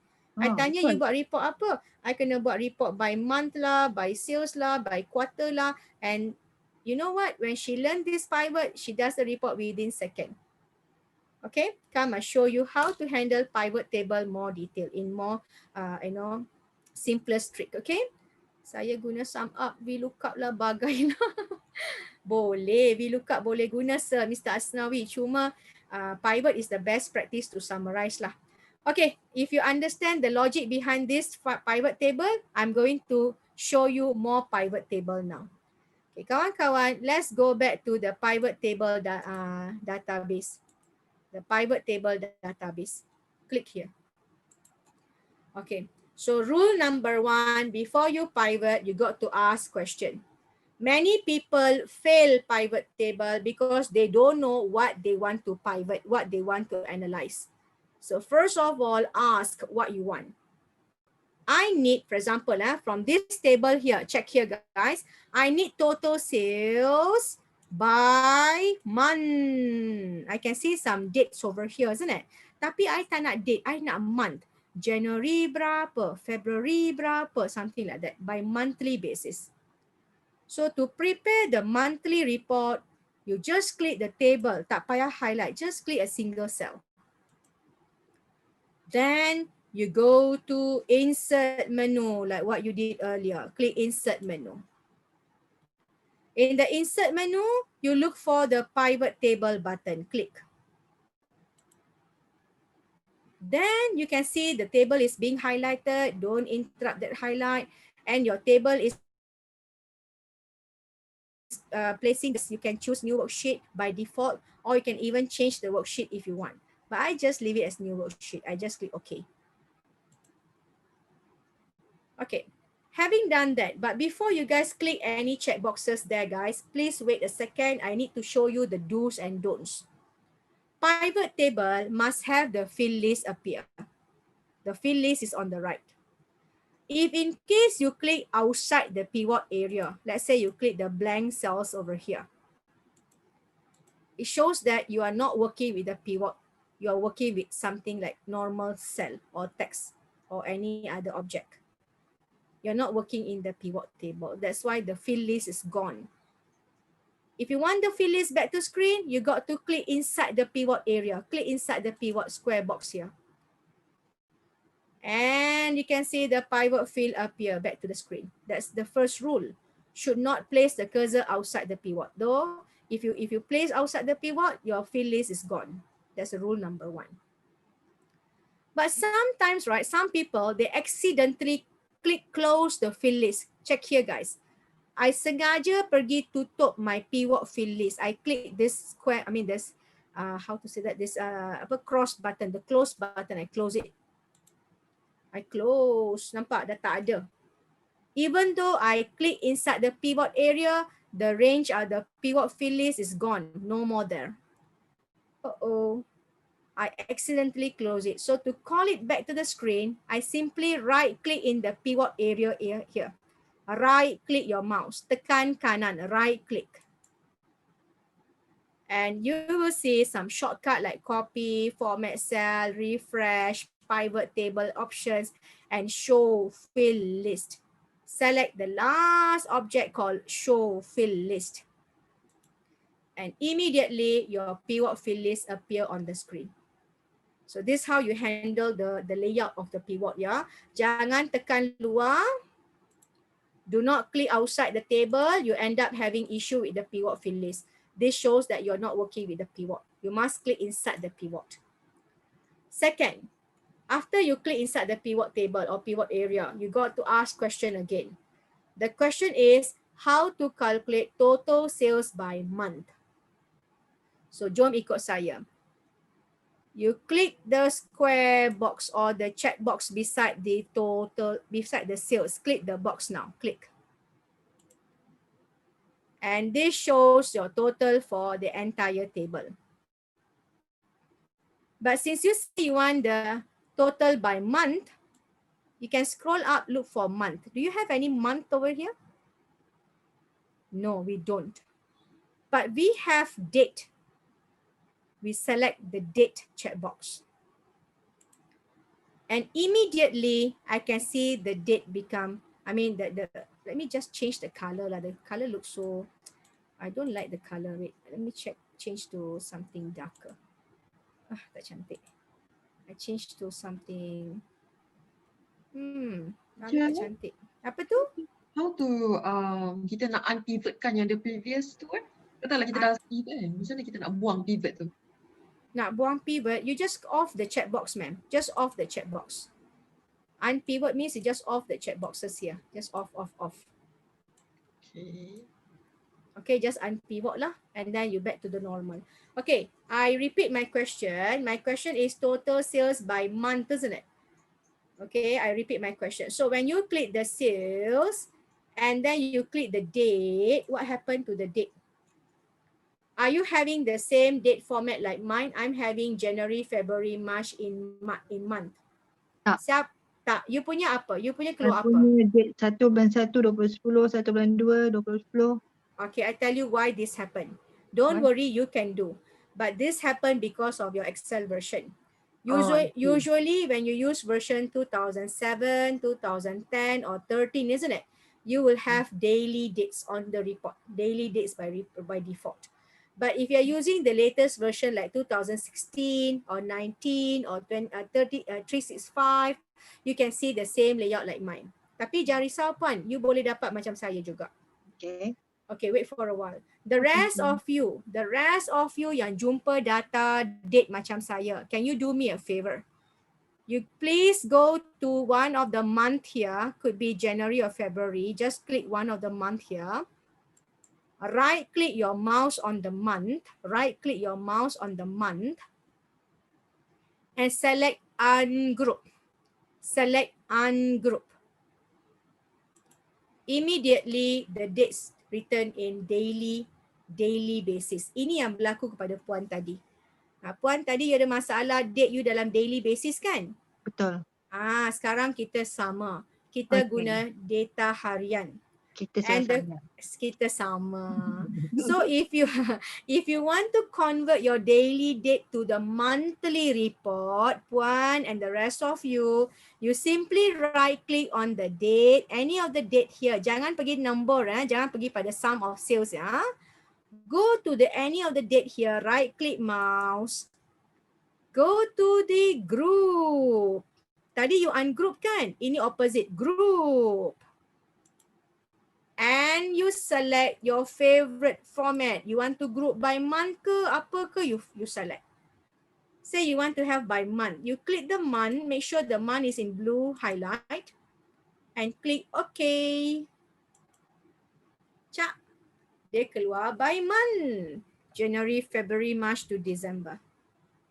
Easy not easy? Yes, got it. Easy. Got it. Congratulations. Yeah, thank you.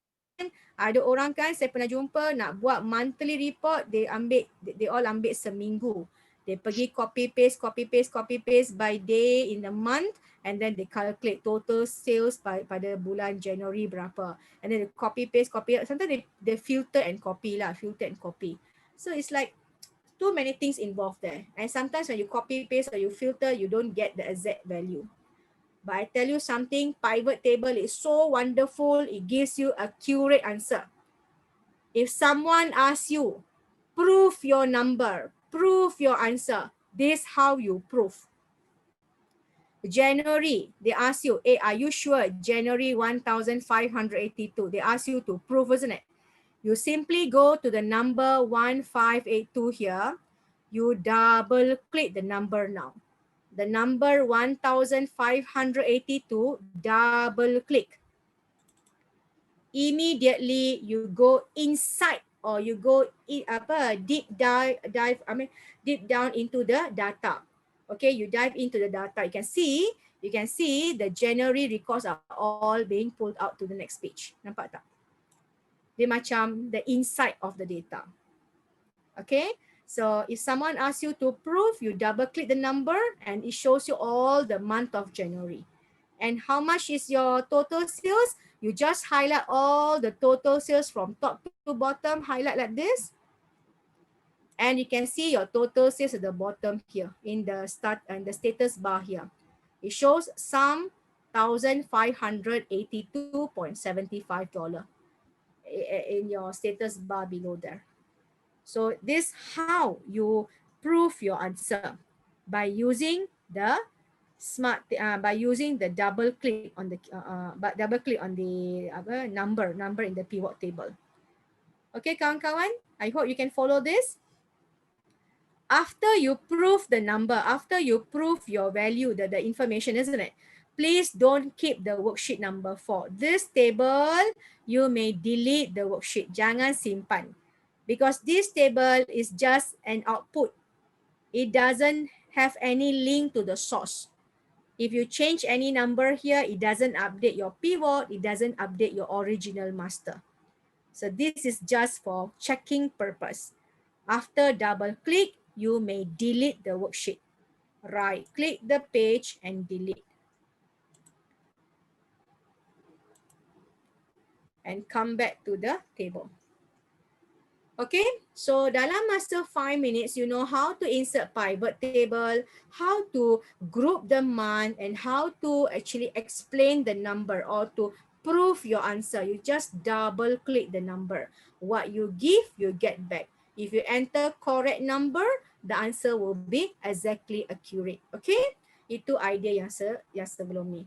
Okay, kawan-kawan, for the next 5 minutes, I'm going to show you different types of formula in pivot table. As you can see now, your pivot table has sum of sales, isn't it? If you want to convert the sum of sales to average sales, you say, I don't want sum, I want average. As simple as you right-click one of the number here, right-click mouse, any number here, right-click. You go to the option called Summarize Value By and just change the sum to average. Example, I need average. I click average. And you get the average sales for your table. Average by month.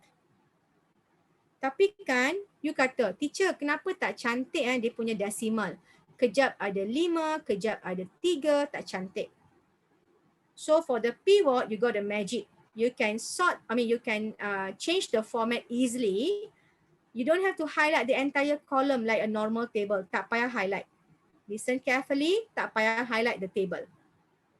You just go to one of the number and right-click mouse. Any number, right-click mouse. And go to the option called Number Format. Right-click any number, choose number format. And you can change the feature or the number to, the category to number with 2 decimal and 1000 separator if you want. And click OK. See what happened to the entire column now. Cantik. See? everything is turned to 2 decimal places. Tak payah buat kerja panjang-panjang macam you buat dekat manual table. Kena highlight lah, pergi kepada home menu lah, check the format menu lah, tak payah.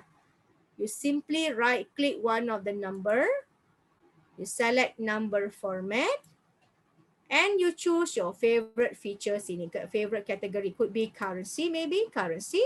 You want the $ or RM and click OK. And you get the result out. Okay. So this is average sales. And suddenly your boss want, or maybe our report need to be displayed in a, maybe you want to know number of transaction happen in January. Maybe you want to know number of transaction happen in January. Just now you learn sum and then you learn average, isn't it? So let's go to count. Cikgu right click one of the number in the month here. Any month here, right click the number. Summarize value by count. And you see, but count doesn't have $, isn't it? Count shouldn't have dollar and decimal. So I right click the number. I go to number format. General. Okay, I choose general. Okay, give me a second. Somebody message. My line unstable. Dina Tiam. Puan Dina tak stable line here. It's okay if you have issue with the line, no worry. Teacher will pass some video to Mr. Colin later. The video has all the instruction from A to Z for all the worksheets. So no worry, I'll pass down the video to Mr. Colin. You can do revision after class. Yeah, no worry about that.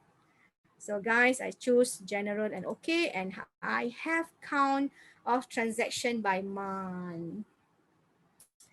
Macam mana so far? Okay tak? Okay.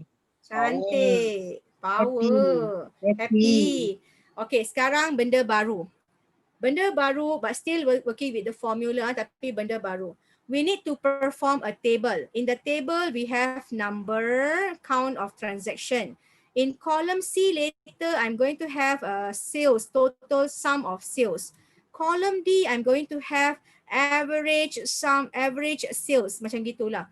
Meaning inside the same monthly report, we want to explain sum, average, and count dalam table 2. So how are we going to explain 3 or more formula within the same table? That's our next practice. Show you how. Click inside the pivot table. Then I go to the field name sales. Check my screen, guys. My cursor now is pointing at the end of the word sales. I am here. I am pointing the cursor after the word sales. Nampak tak? I don't click the box. The box is already clicked. I don't do that.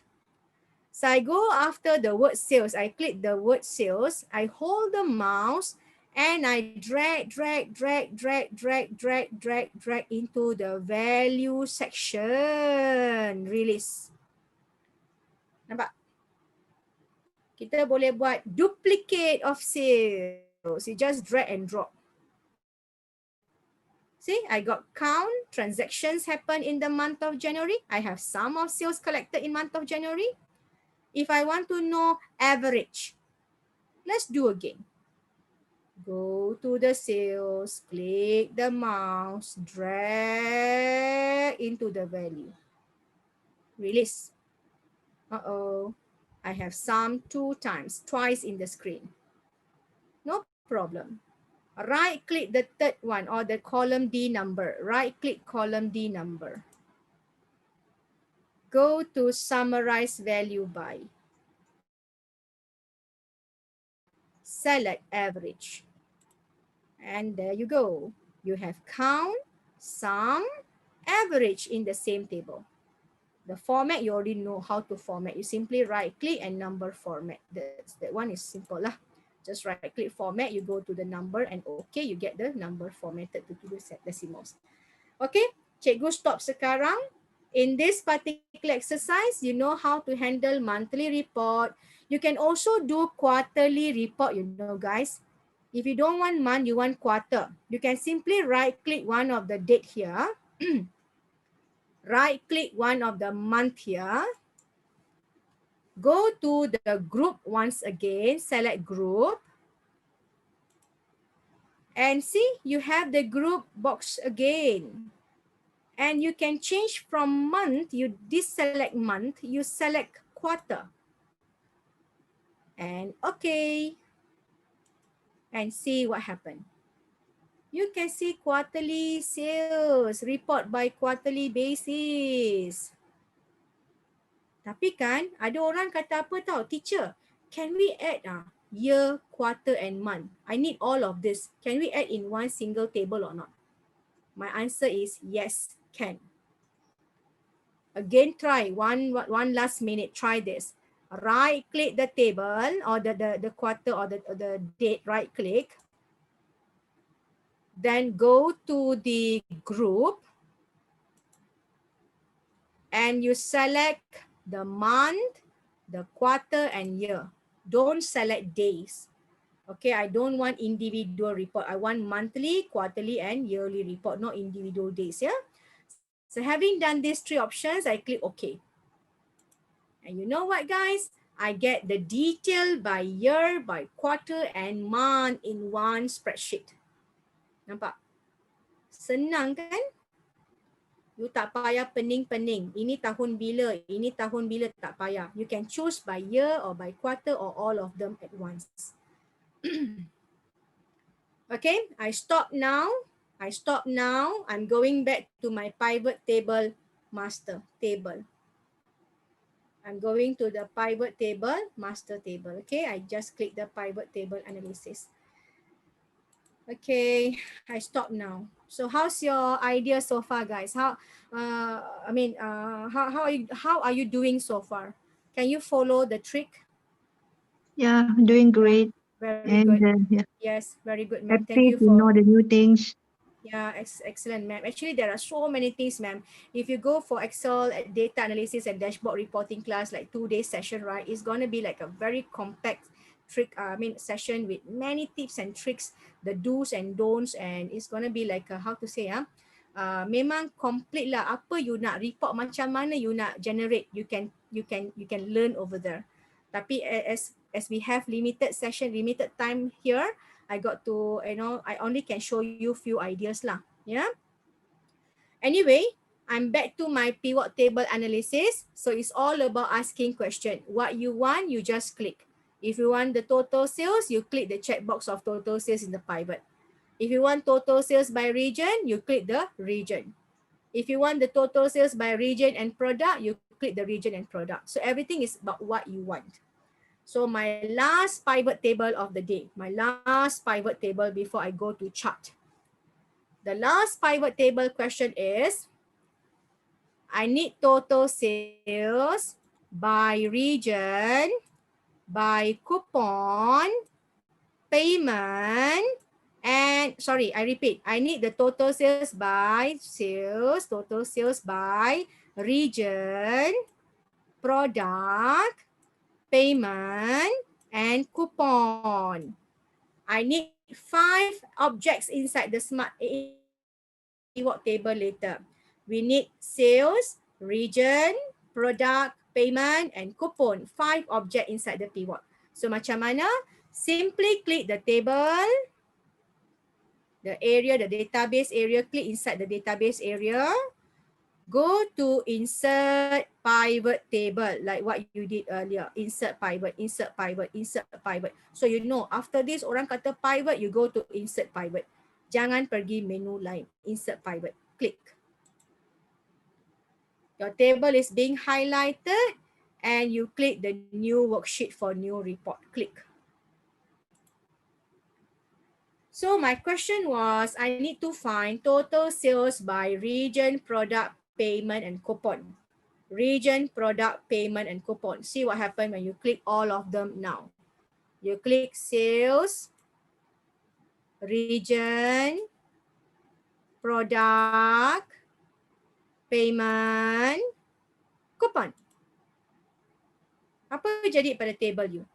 Kelakar tak?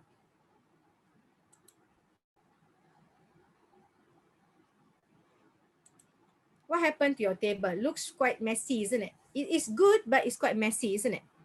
So question is how to handle table like this. You got so many things inside the table, but it's not structured properly. Macam mana nak cantikkan dia? But before I do that, can you please uncheck the coupon? Everybody, off the coupon. Off the payment.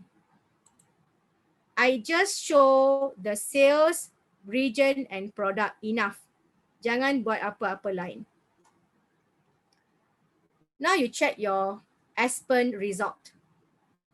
The Aspen in East region, kalau you check my screen, the Aspen in East region returns you 329. I'm writing the number. I'm writing down the number.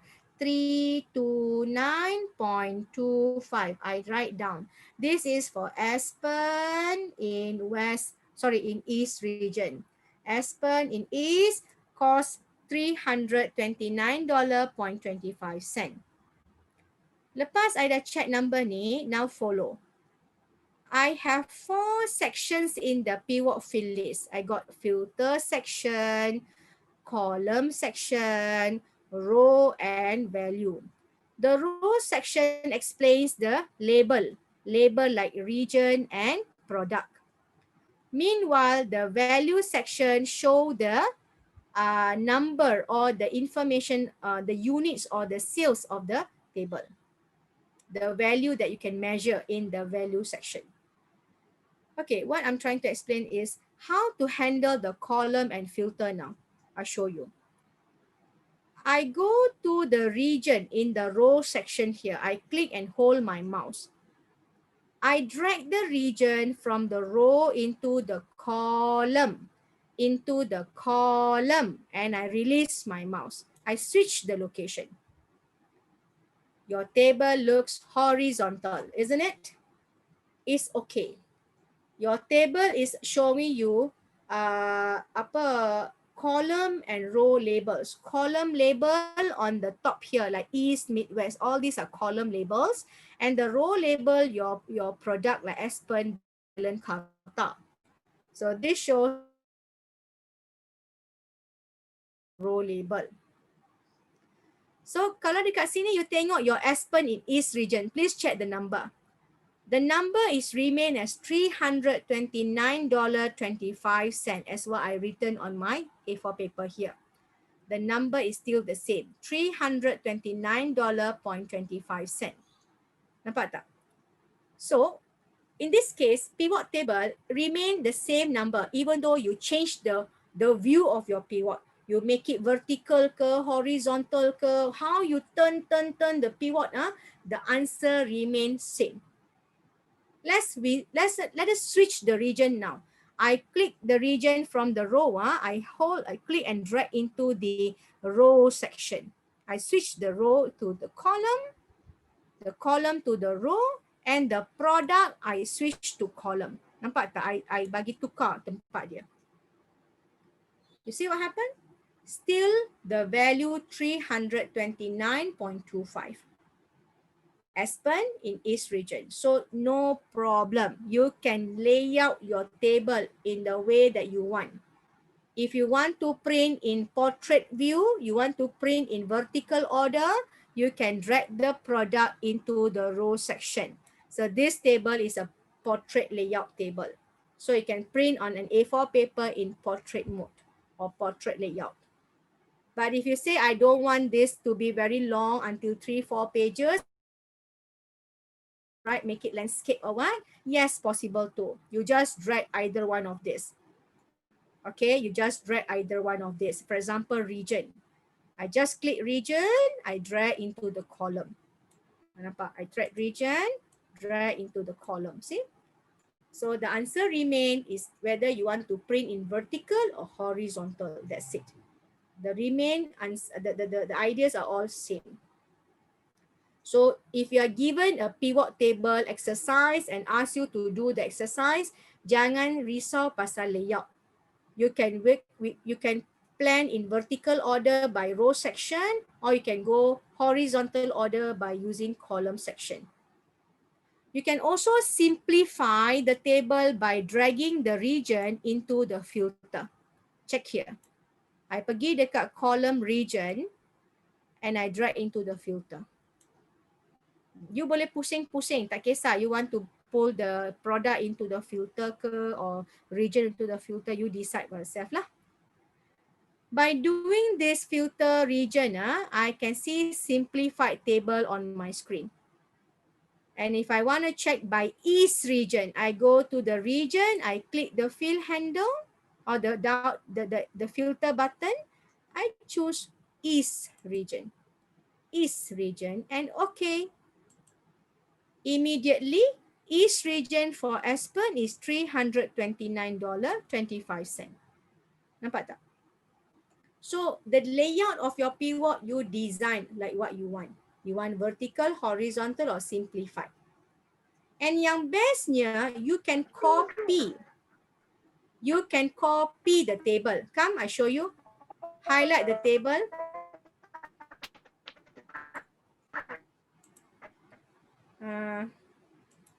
For those who just joined in, I need your cooperation to mute your mic, please. Okay, good. All right, for the rest of you, highlight the table, copy, right click, copy, and skip one column to right. Let's say column D and paste. Paste normal, just tekan the first paste. And you'll be having duplicate of the first table here, isn't it? And you can choose different region here. Say the first one is east, the second one I can change to west. Okay. Nampak? I can show two different report. One for east region, another one for west region. I can even try other different questions on the same A4 paper. Okay, sometimes you want more pivot on the same paper. You just highlight lah, highlight, copy. Then you scroll to right. Skip one column. Tak cantik paste. Tapi teacher, kita tak nak range of product and region. Kita nak barang lain, teacher. Oh, boleh. You just off the region and product. You boleh klik pada payment method, pada coupon. You can choose different format. You boleh buat dua table in the same screen. And the coupon you can pull to column. Cikgu laju sebab benda ni you all tahu dah. You just play around with the sections. You ambil keluar apa you tak mau, you masukkan apa yang you mau, then you just work around, just play around with the sections. If you pull the coupon into the filter, your table looks simplified macam gini. If you pull the coupon into the column information, the table become horizontal. Okay, kawan-kawan, I stop now. The table has completed here. Teacher, I want to ask boleh ke? Please ask. Yes, apa dia? Okay, let's say kalau pivot, kita boleh ke simpan sheets ni yang kita macam play around ni as part of the spreadsheet? You want to simpan as part of the spreadsheet? Yes, memang. Memang kan, maksudnya dia new Memang. page. Then another thing is that let's say if we update, macam contohnya I can already imagine this one to track the performance of our teams, right? Betul. Like we can have these kind of tables. And then let's say if we update the main pivot table, it's going to self-update here. Okay, I gave you the result now, the idea now. Thank you for asking, ma'am. Okay, rule number 1, before you talk about refresh or update, you got to check your data, the source of your pivot. The source of the pivot is from here, isn't it? From your pivot table analysis worksheet, isn't it? So first, you got to check whether the table is in manual or smart. If the table is manual, and you know already, manual doesn't extract new rows, isn't it? You know already about that. Say the table is manual and you want to insert new row, possible. You just go in between any row here, right click, insert, and you can type new information. And whatever in between the information here can be refreshed in the pivot table later. Okay, kalau you insert row, you type, can refresh.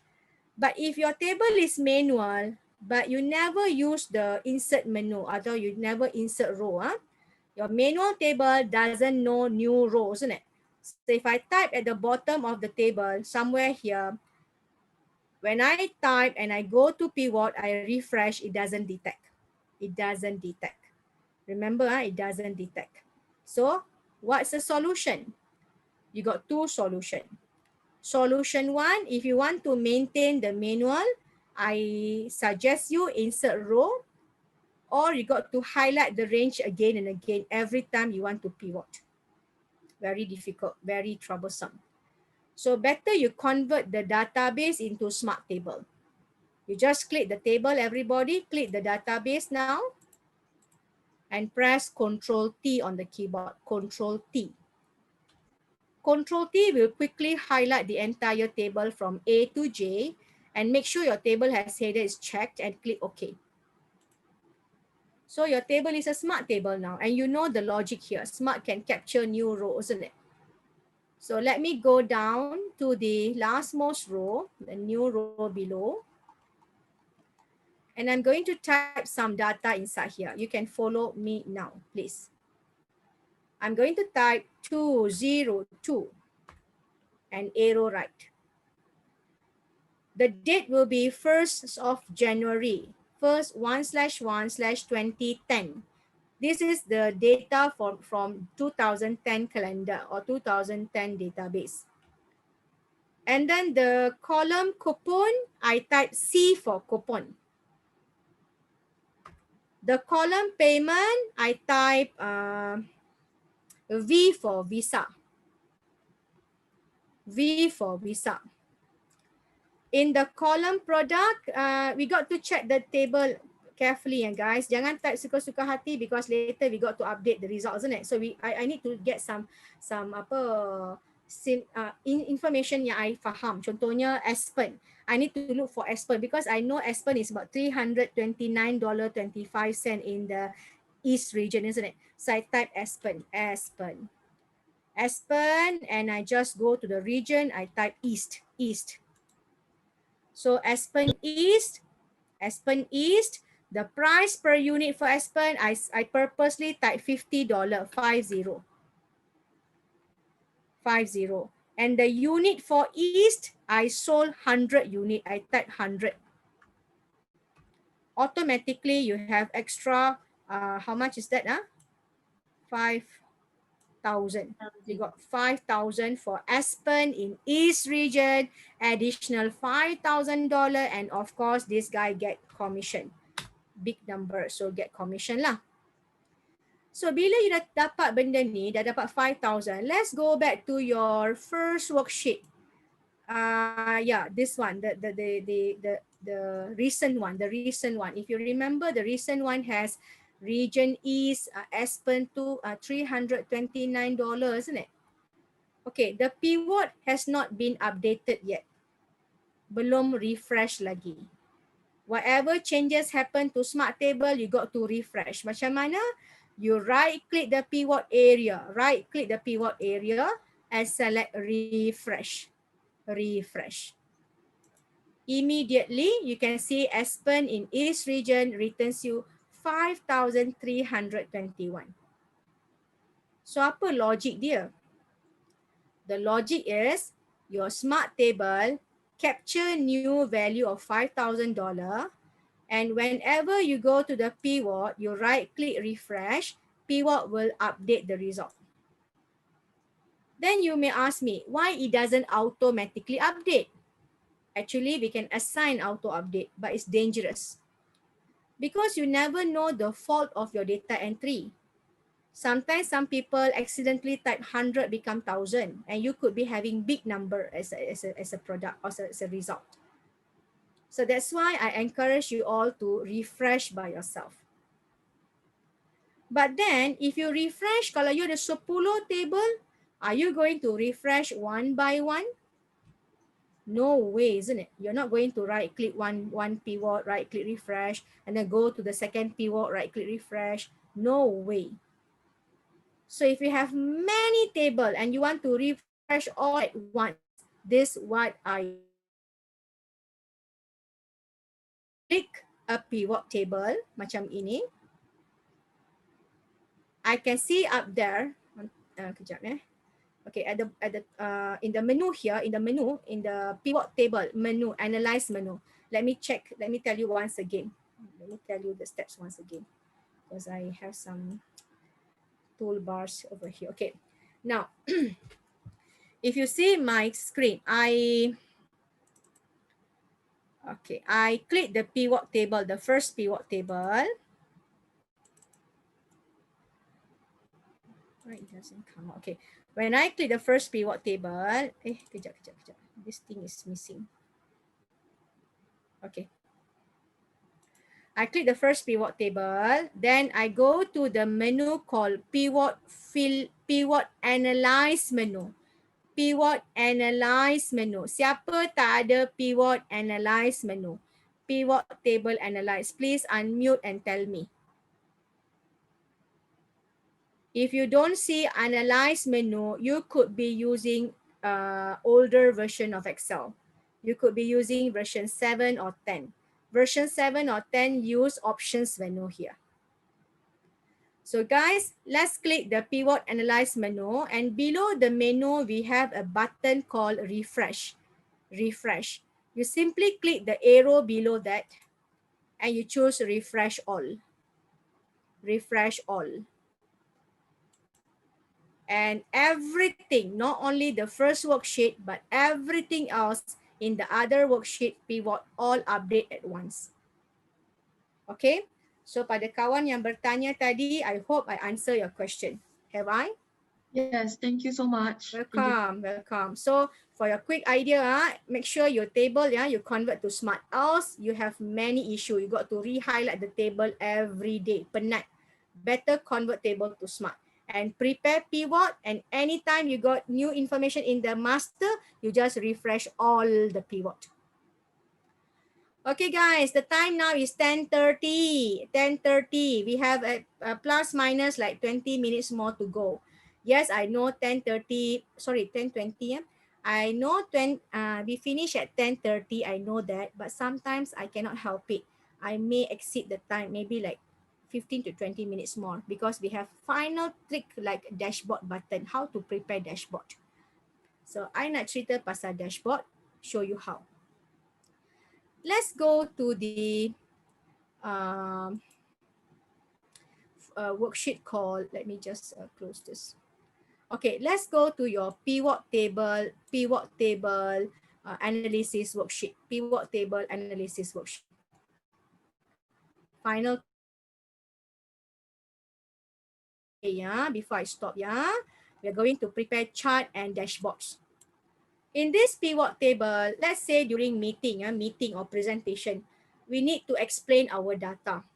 You imagine if you bring this big bunch of data in front of the audience and you show the entire table, right now, audience akan pening, akan rasa pitam, because there are so many numbers in the table, so many information. So a good practice to present the data is by visualizing the data, by preparing charts to the data. Before I show you the charts and how to prepare the charts, I'm going to this button called visualization. Click the button above the smart table now. Click visualization button. And it will bring you to the last most worksheet called dashboard. And it is good, right? Cantik kan? I already prepared the background. Kejap ada orang cuba nak chat dengan saya. Thank you, ma'am. I will use the pivot to create visual performance. Excellent, sir. Puan Diana. Yes. Good, great job, ma'am. It's good. But finally, ma'am, to show you how to prepare dashboard. This is going to be very, very presentable, professional, and straight to the point. You don't have to work with unnecessary information on the screen when you do a presentation later. So what's next? I show you. In the sales dashboard here, it is actually a plain table. I mean a plain screen. I just put some background picture, this and that lah. And we are going to put some charts over here, like few charts. Imagine we will be having like 3 charts. And in between the charts, we're going to work with some slicers. And I want you guys to imagine that the chart and slicer can communicate, can interact. If I click the slicer, the chart will increase or decrease, something like that. So you'll be having some presentation or some interactive presentation over here. I want you guys to visualize first before you do the chart and slicer. So how to prepare the chart, I show you now. Guys, go back to the very first pivot table, the one that you prepared earlier. Remember, you prepared few pivot table like East Aspen lah, and then second one will be like monthly, quarterly report lah. Remember? So I need you guys go to the very first pivot table. Tak kisah, you know, it's okay to have different view. No worry about the view here. We're going to talk about the visualization. How to visualize the data, that's all. So plan one, after you click the pivot that you want, click the pivot area, plan to go to the pivot table analyze menu, and we have a button called pivot chart. We got the button called pivot chart. Click the button now. Immediately, you can see some samples like column, line, pie, or whatsoever. So I'm going to choose column chart. I don't recommend you the 3D column. I don't recommend this because in a big room, different angle, different in the information or different view. If let's say you are in a big hall, people in the left, or people at the left corner or right corner of the hall, they may read different angle, or they read different information from the table. Maksudnya ketinggian data yang berbeza-beza. So I really don't encourage you all try 3D chart. Don't use 3D chart. Use 2D normal chart, clustered chart. This one straightforward, straight to the point. Then click OK, and you have your chart ready. Macam gini. You don't worry if your chart not same like mine. I just need a chart. How to handle chart, I show you later. As for now, you get a chart. In my chart, I can see some names like Aspen, Belen, and some region. Betul tak? East, Midwest, South, and so on, isn't it? If I say, teacher, I don't want the region, I just want the product. I don't want the region, isn't it? You can just uncheck the region in your pivot table. Macam gini. If I don't need the region in the chart, see here, sorry, I just show you once again. If I don't need the East, Midwest chart, I don't need the East, Midwest, I just go and uncheck the region. So my chart will display only product, not the region. If I want the other way, I want the region but not the product, so I check the region and I off the product. Nampak tak? Okay, so let's say I take the region lah. You can also follow, I think you better follow me. I take the East region, I take the region, not the product. Okay. After that, let's type the title here. Nampak tak? Total kan? You click the total. Beside the word total, I add in total sales by region. Then I got to clean up my chart a bit. The chart looks quite complicated because I got some unnecessary object in the chart. So guys, I'm going to take out the total legend here. I click the here, I click and I choose delete on the keyboard, delete. And quickly the chart is expanding, has been expanded, and the chart looks better than the previous one. I take out lah, mana-mana tak nak boleh keluarkan.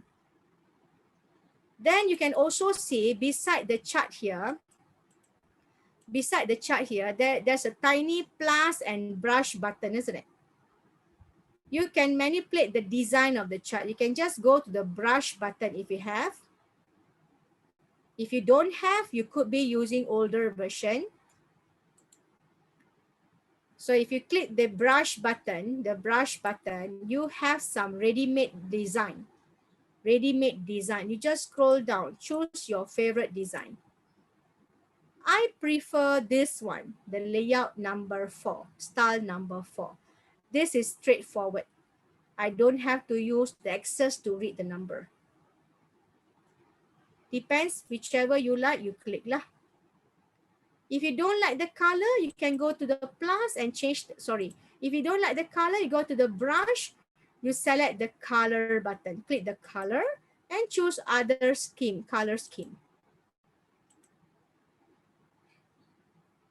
Having done that, finally, in the chart, I may not need the gray button beside here. This gray button, like sum of sales or region, not required during meeting, not required during presentation.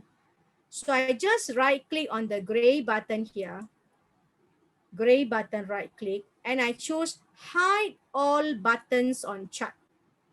Hide all buttons on chart, hide. And your chart looks bigger and better. Having done this, finally, you copy the chart. Everybody, right click the chart area, right click the chart area, copy. Kenapa nak copy, teacher? Because you are going to bring this chart into the dashboard. Because at the end of the day, you're going to present in the dashboard. So I copy the chart from here. Don't cut, yeah. If you cut, the chart and the table will be disconnected.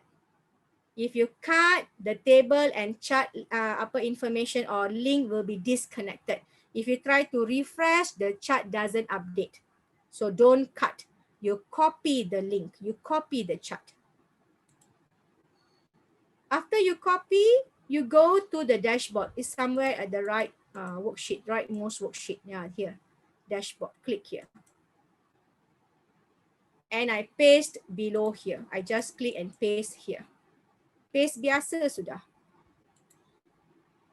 And this is my very first chart. So imagine the more charts you create, the more you can paste here. You'll be having like 3-4 charts in the same worksheet. I mean the same screen. Okay, since it's already 10:30, I'm going to prepare one last chart, one more chart, and settle my presentation. Let's do one last chart.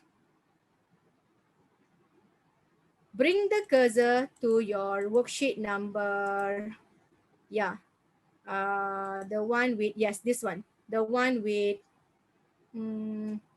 what we call that, region and product. The one with region and product. Okay, any table lah, no problem. But I just need this simple table. I just click here. I just click this pivot table. The first one, region with product, meaning East region, Aspen, everything there. Click and go back to the analyze menu. Select pivot chart once again. Okay, pivot chart. And of course, the highest value is from the Aspen. I understand that. I understand it's from Aspen. Tak kisah. Let's go to different chart now. I go to pie chart. Pie chart. I click pie chart, and again, I don't recommend the 3D chart. 3D chart is not good for presentation. So I always go to 2D chart, the first one. I click OK, and I see the chart appear automatically on the same screen. If you want to display the label for the chart, you say the chart has no numbers, isn't it? No label, isn't it? You may go to the plus button beside the chart. There's a chart element plus button. If you can see my screen, there's a plus button here. This plus button, you click.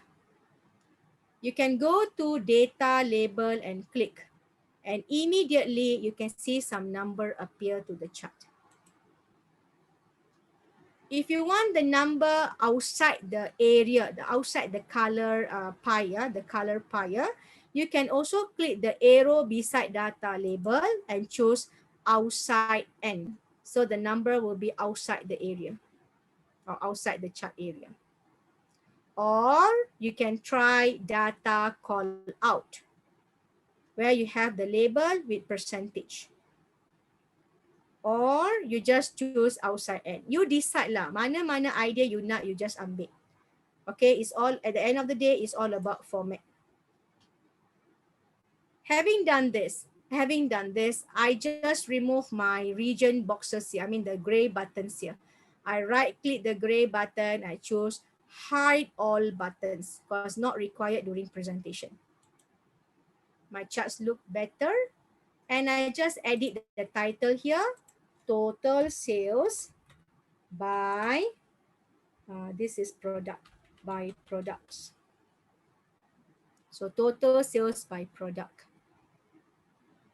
Sudah siap total sales by product? Jom kita copy chart ini lagi sekali. Right click the chart area. Anywhere outside here. Right click the chart area. Copy. Remember, don't cut. Copy, ya. Then go to the dashboard. The one with the background just now, kan? Paste beside here. Paste. Normal paste. So you nampak tak? You ada dua chart sekarang. So you imagine lah, for every analysis that you do, right? You just prepare your charts, whatever charts lah, line chart, column, any charts you want, you just prepare. And you bring the chart here. You compile all the charts into the screen called dashboard. You bring the chart here. Okay, guys. So I stop now. The chart's ready. You can manipulate the chart later. If you don't like the chart, you want to turn to other different chart. As simple as you click the chart table or the chart area. You may go to the pivot chart analyze menu or design menu, and you may change the chart type or the format of the chart. You can explore this later after class. You boleh tukar, change chart type kepada other object if you want. But now I don't change. I just leave it as pie. Sekarang final. Final is about interactive dashboard. How to prepare interactive presentation. Interactive presentation can be done by using slicer. See here how I do. First, I click the chart, the column chart, the orange color chart. I click the chart. Click the chart. Second, we go to the pivot chart analyze menu. Pivot chart analyze menu. In the pivot chart analyze menu, you'll be having a long ribbon here like a pivot chart, active fill, filter, isn't it? In the filter section, you have a button called insert slicer. I hope you remember the trick. Insert slicer can slice and dice your data. So click insert slicer now. I repeat, select chart number 1. Go to pivot chart analyze, look for insert slicer. In the insert slicer, we are not going to call a product or region because we already prepared the region and product in the chart. So it's not a good practice to filter the product and region again. But we can call other object like coupon, like payment, and also commission. I go to coupon, payment, commission, click. Coupon, payment, commission, and I click OK. Immediately, I get the slices ready and I just pull to the right, beautify the layout. Just pull here. Ini pun cantikkan dia. You can add more slices in future. You just place it to the right here. Ingat presentation ni kena kemas tau. Kalau tak kemas, orang tak nak tengok. So make sure you beautify the presentation. You beautify the boxes and the slices lah. And then the coupon, can bring the coupon to here. Nampak, cantik-cantik kan sini. Macam gini lah. Tak cantik pun tapi okey lah. Just do your best lah. Okay. So up to you mana you nak letak. Tak kisah. Teacher dah kecilkan macam gini sikit. Cantik. Okay lah. Tak cantik sangat, tak apalah. Okay, no problem. It's already 10:30. Okay, settle. I dah buat slicer. Now, final. Apa yang slicer boleh buat? Check here. When I click Visa, in the payment slicer. The first chart react. The first chart interact with the slicer. When I click coupon in the second slicer, coupon, the first chart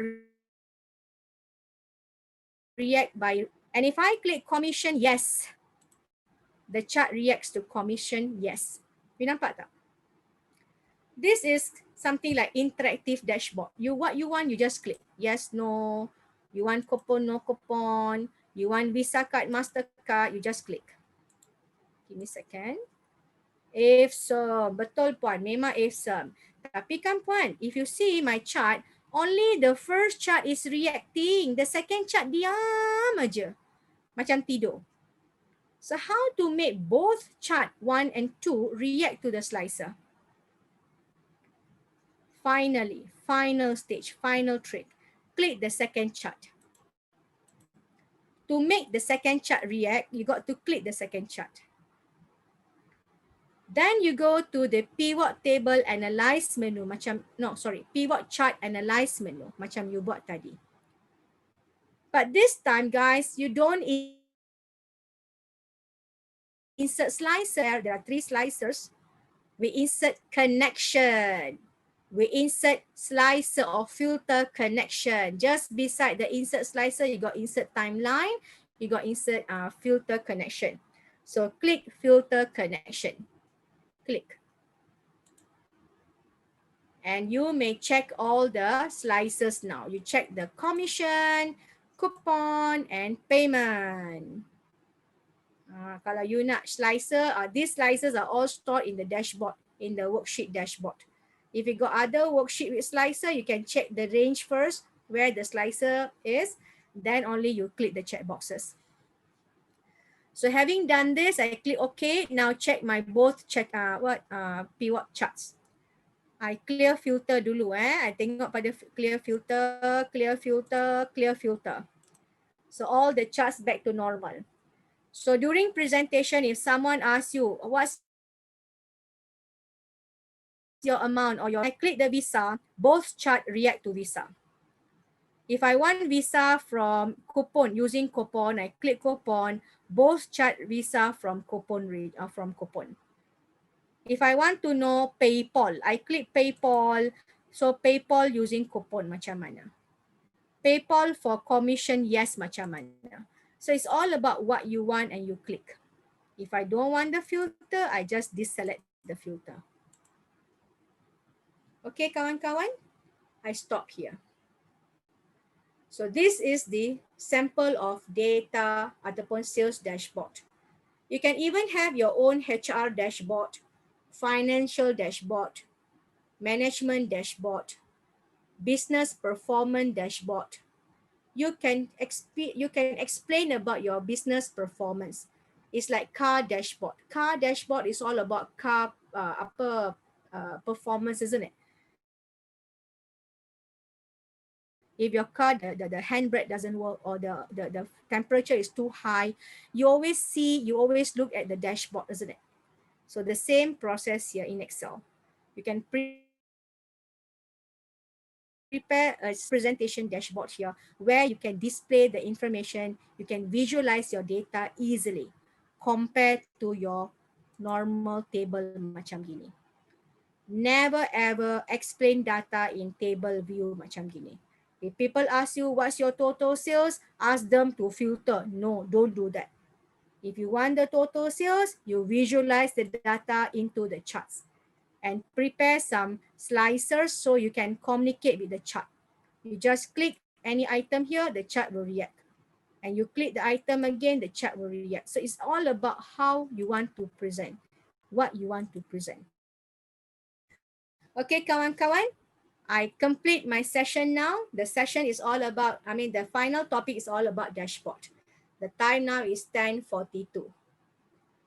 So how's your experience so far, guys? 4 hours with me. It's good, it's good. I want to ask one last question, ma'am. Please, ma'am. Boleh? On the dashboard on Excel, right? But let's say we are doing presentation, can we actually put this slicer and make it interactive on our PowerPoint? Okay, good question. Good question, ma'am. I answer to that. Okay. Can you please mute your mic, please? Sorry. Ada orang tak mute mic?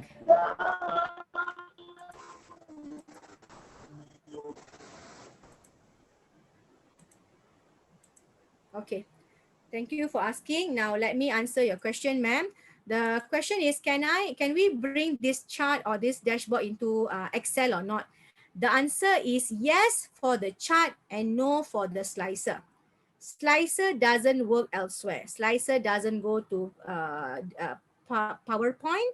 Slicer doesn't go to Microsoft Word. Slicer doesn't go to other application. Slicer only works in Excel.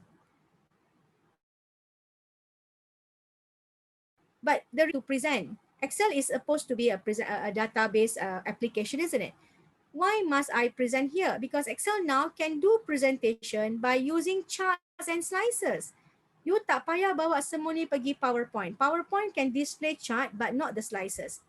If I copy the chart into if I copy the slicer into PowerPoint, isn't it? I copy paste, right? The slicer become object. It becomes shape. When you click, nothing happen. Right, nothing happen. Okay, nothing happen if I copy paste the slicer into PowerPoint. So conclusion, if you really want to use dashboard in Excel, you can do the presentation here. You tak payah bawa presentation pergi ke PowerPoint. Kalau PowerPoint, you boleh buat terbang-terbang, isn't it? Text terbang-terbang. Tapi dekat Excel, it's very serious business. You don't make the text all animated or what. You just talk about the data and the answer. That's it. So kalau you all rasa this is good, remain here. Tapi kalau you still nak bawa dia pergi presentation PowerPoint, you can only copy the charts, the information like table, but not the slicer. Slicer only for Excel. Idea ni, you all faham, huh? Slicer only for Excel. Okay, for tadi pada puan yang bertanya, I hope you understand my answer here, ma'am. My answer is slicer is only for Excel. Okay, you can bring the chart to PowerPoint, but not the slicer. You may try later. You copy paste, your slicer become object. It doesn't react. Okay, ma'am. Thank you. Okay, welcome. Okay, kawan-kawan, the time now is 10:45. Is there any other question? Please unmute and ask me. Kalau tak ada, let's do quick recap sebelum balik. Quick recap. Let me just check this from first worksheet. From first worksheet, the raw data. As I mentioned, not all table consider clean table. Sometimes when you copy paste data from other application, the table looks very messy. Betul tak? Very messy. You can simply highlight the table and create the text to column wizard. The text to column wizard is stored in the data menu in the data tools text to column. This wizard will help you to split the column from a single column to multiple column. Try this out. And then second, you learn how to remove the unnecessary merge and how to practice good data entry, like date data entry. Remember, if the date is in the wrong format or what, you won't be able to do a monthly report, quarterly report in your pivot. Pivot doesn't group the date. One of the date is wrong, macam gini. Satu tarikh salah, macam gini. The entire column cannot be grouped in the pivot. Remember that. Satu column, satu cell je salah. Everything here cannot group in the pivot. Test later, tell me kalau ada problem. We still chit chat in our WhatsApp group, yeah. Okay, so that's the second idea lah, data housekeeping. And you also learn how to remove duplicate by clicking the data menu, data tools, remove duplicate. Where your Excel will highlight the entire table. You don't have to do any other further things. You just click OK. So it will check the entire table and remove the duplicate. And after that, you learn how to do the coloring to the table. This colorful background can also apply to the pivot table. You can also create KPI in the pivot table. So the KPI or the color can be used, can be applied by using the home menu, style group, conditional formatting. Just choose whatever you want from here and apply the setting. If it is wrong, you can just undo or just remove from the clear rules. Okay, select clear rules. You can take out the selection, the background or whatsoever. Then versus, manual table versus smart table. I think you love this much. I mean, this topic very much. You know how to handle manual versus smart table. At the end of the day, you know the difference and you know how your smart table can easily capture new information. So please stick to smart table. Kalau you masih nak guna manual is okay. After some time you decided to convert to smart, from the moment you control T or insert smart, everything gonna be like automatic or how to say dynamic table. Everything gonna be dynamic table. Okay, that's your smart manual versus. Last idea here, subtotal. Somebody say this one is good IFSM just now. But make sure guys, you got to sort and subtotal. That's why I put down here, dia punya tajuk sort and subtotal. What you want to total, you got to sort the column first. Then only you subtotal. Having done all this stuff, the final trick is about pivot table. Pivot table. How you actually ask question to the data. And you go to the insert menu and create the pivot table. And automatically the pivot is now displayed in a new worksheet when I click OK. And I just ask what I want. Example, I want quantity, I click the unit. And I want the region, I click the region. So I can see total quantity by region. If I don't want the unit, I can even uncheck and select the sales. I can recycle the pivot. I can also highlight the table. I can copy and recycle to the other column. Macam gini. So I hope you guys please practice this. Please practice. Very, very interesting. So I don't want the region. I can go for product. See, I can do multiple pivot in the same worksheets. Finally, each pivot here can transform into chart. As simple as I click the chart, I click the pivot, I go to the analyze menu of the pivot table and I click the pivot chart. And I just choose my favorite chart, any of the chart here. I choose one perfect format and I click OK. So the chart is now working with the chart is now visualizing the data. It's visualizing the data. So if something happened to the chart, to the pivot here, it will also update the chart. So if you don't want some of the chart area, you can just delete or edit and whatsoever. Okay, quickly can edit this, for example. And I say, okay, that's done. I want to bring this chart to dashboard. As simple as right click the chart area, copy. Don't cut, but copy. And finally, you go to the dashboard of your chart. Where is the dashboard? Here. And you just paste anywhere down here, you just paste the chart. And the chart now is ready to present.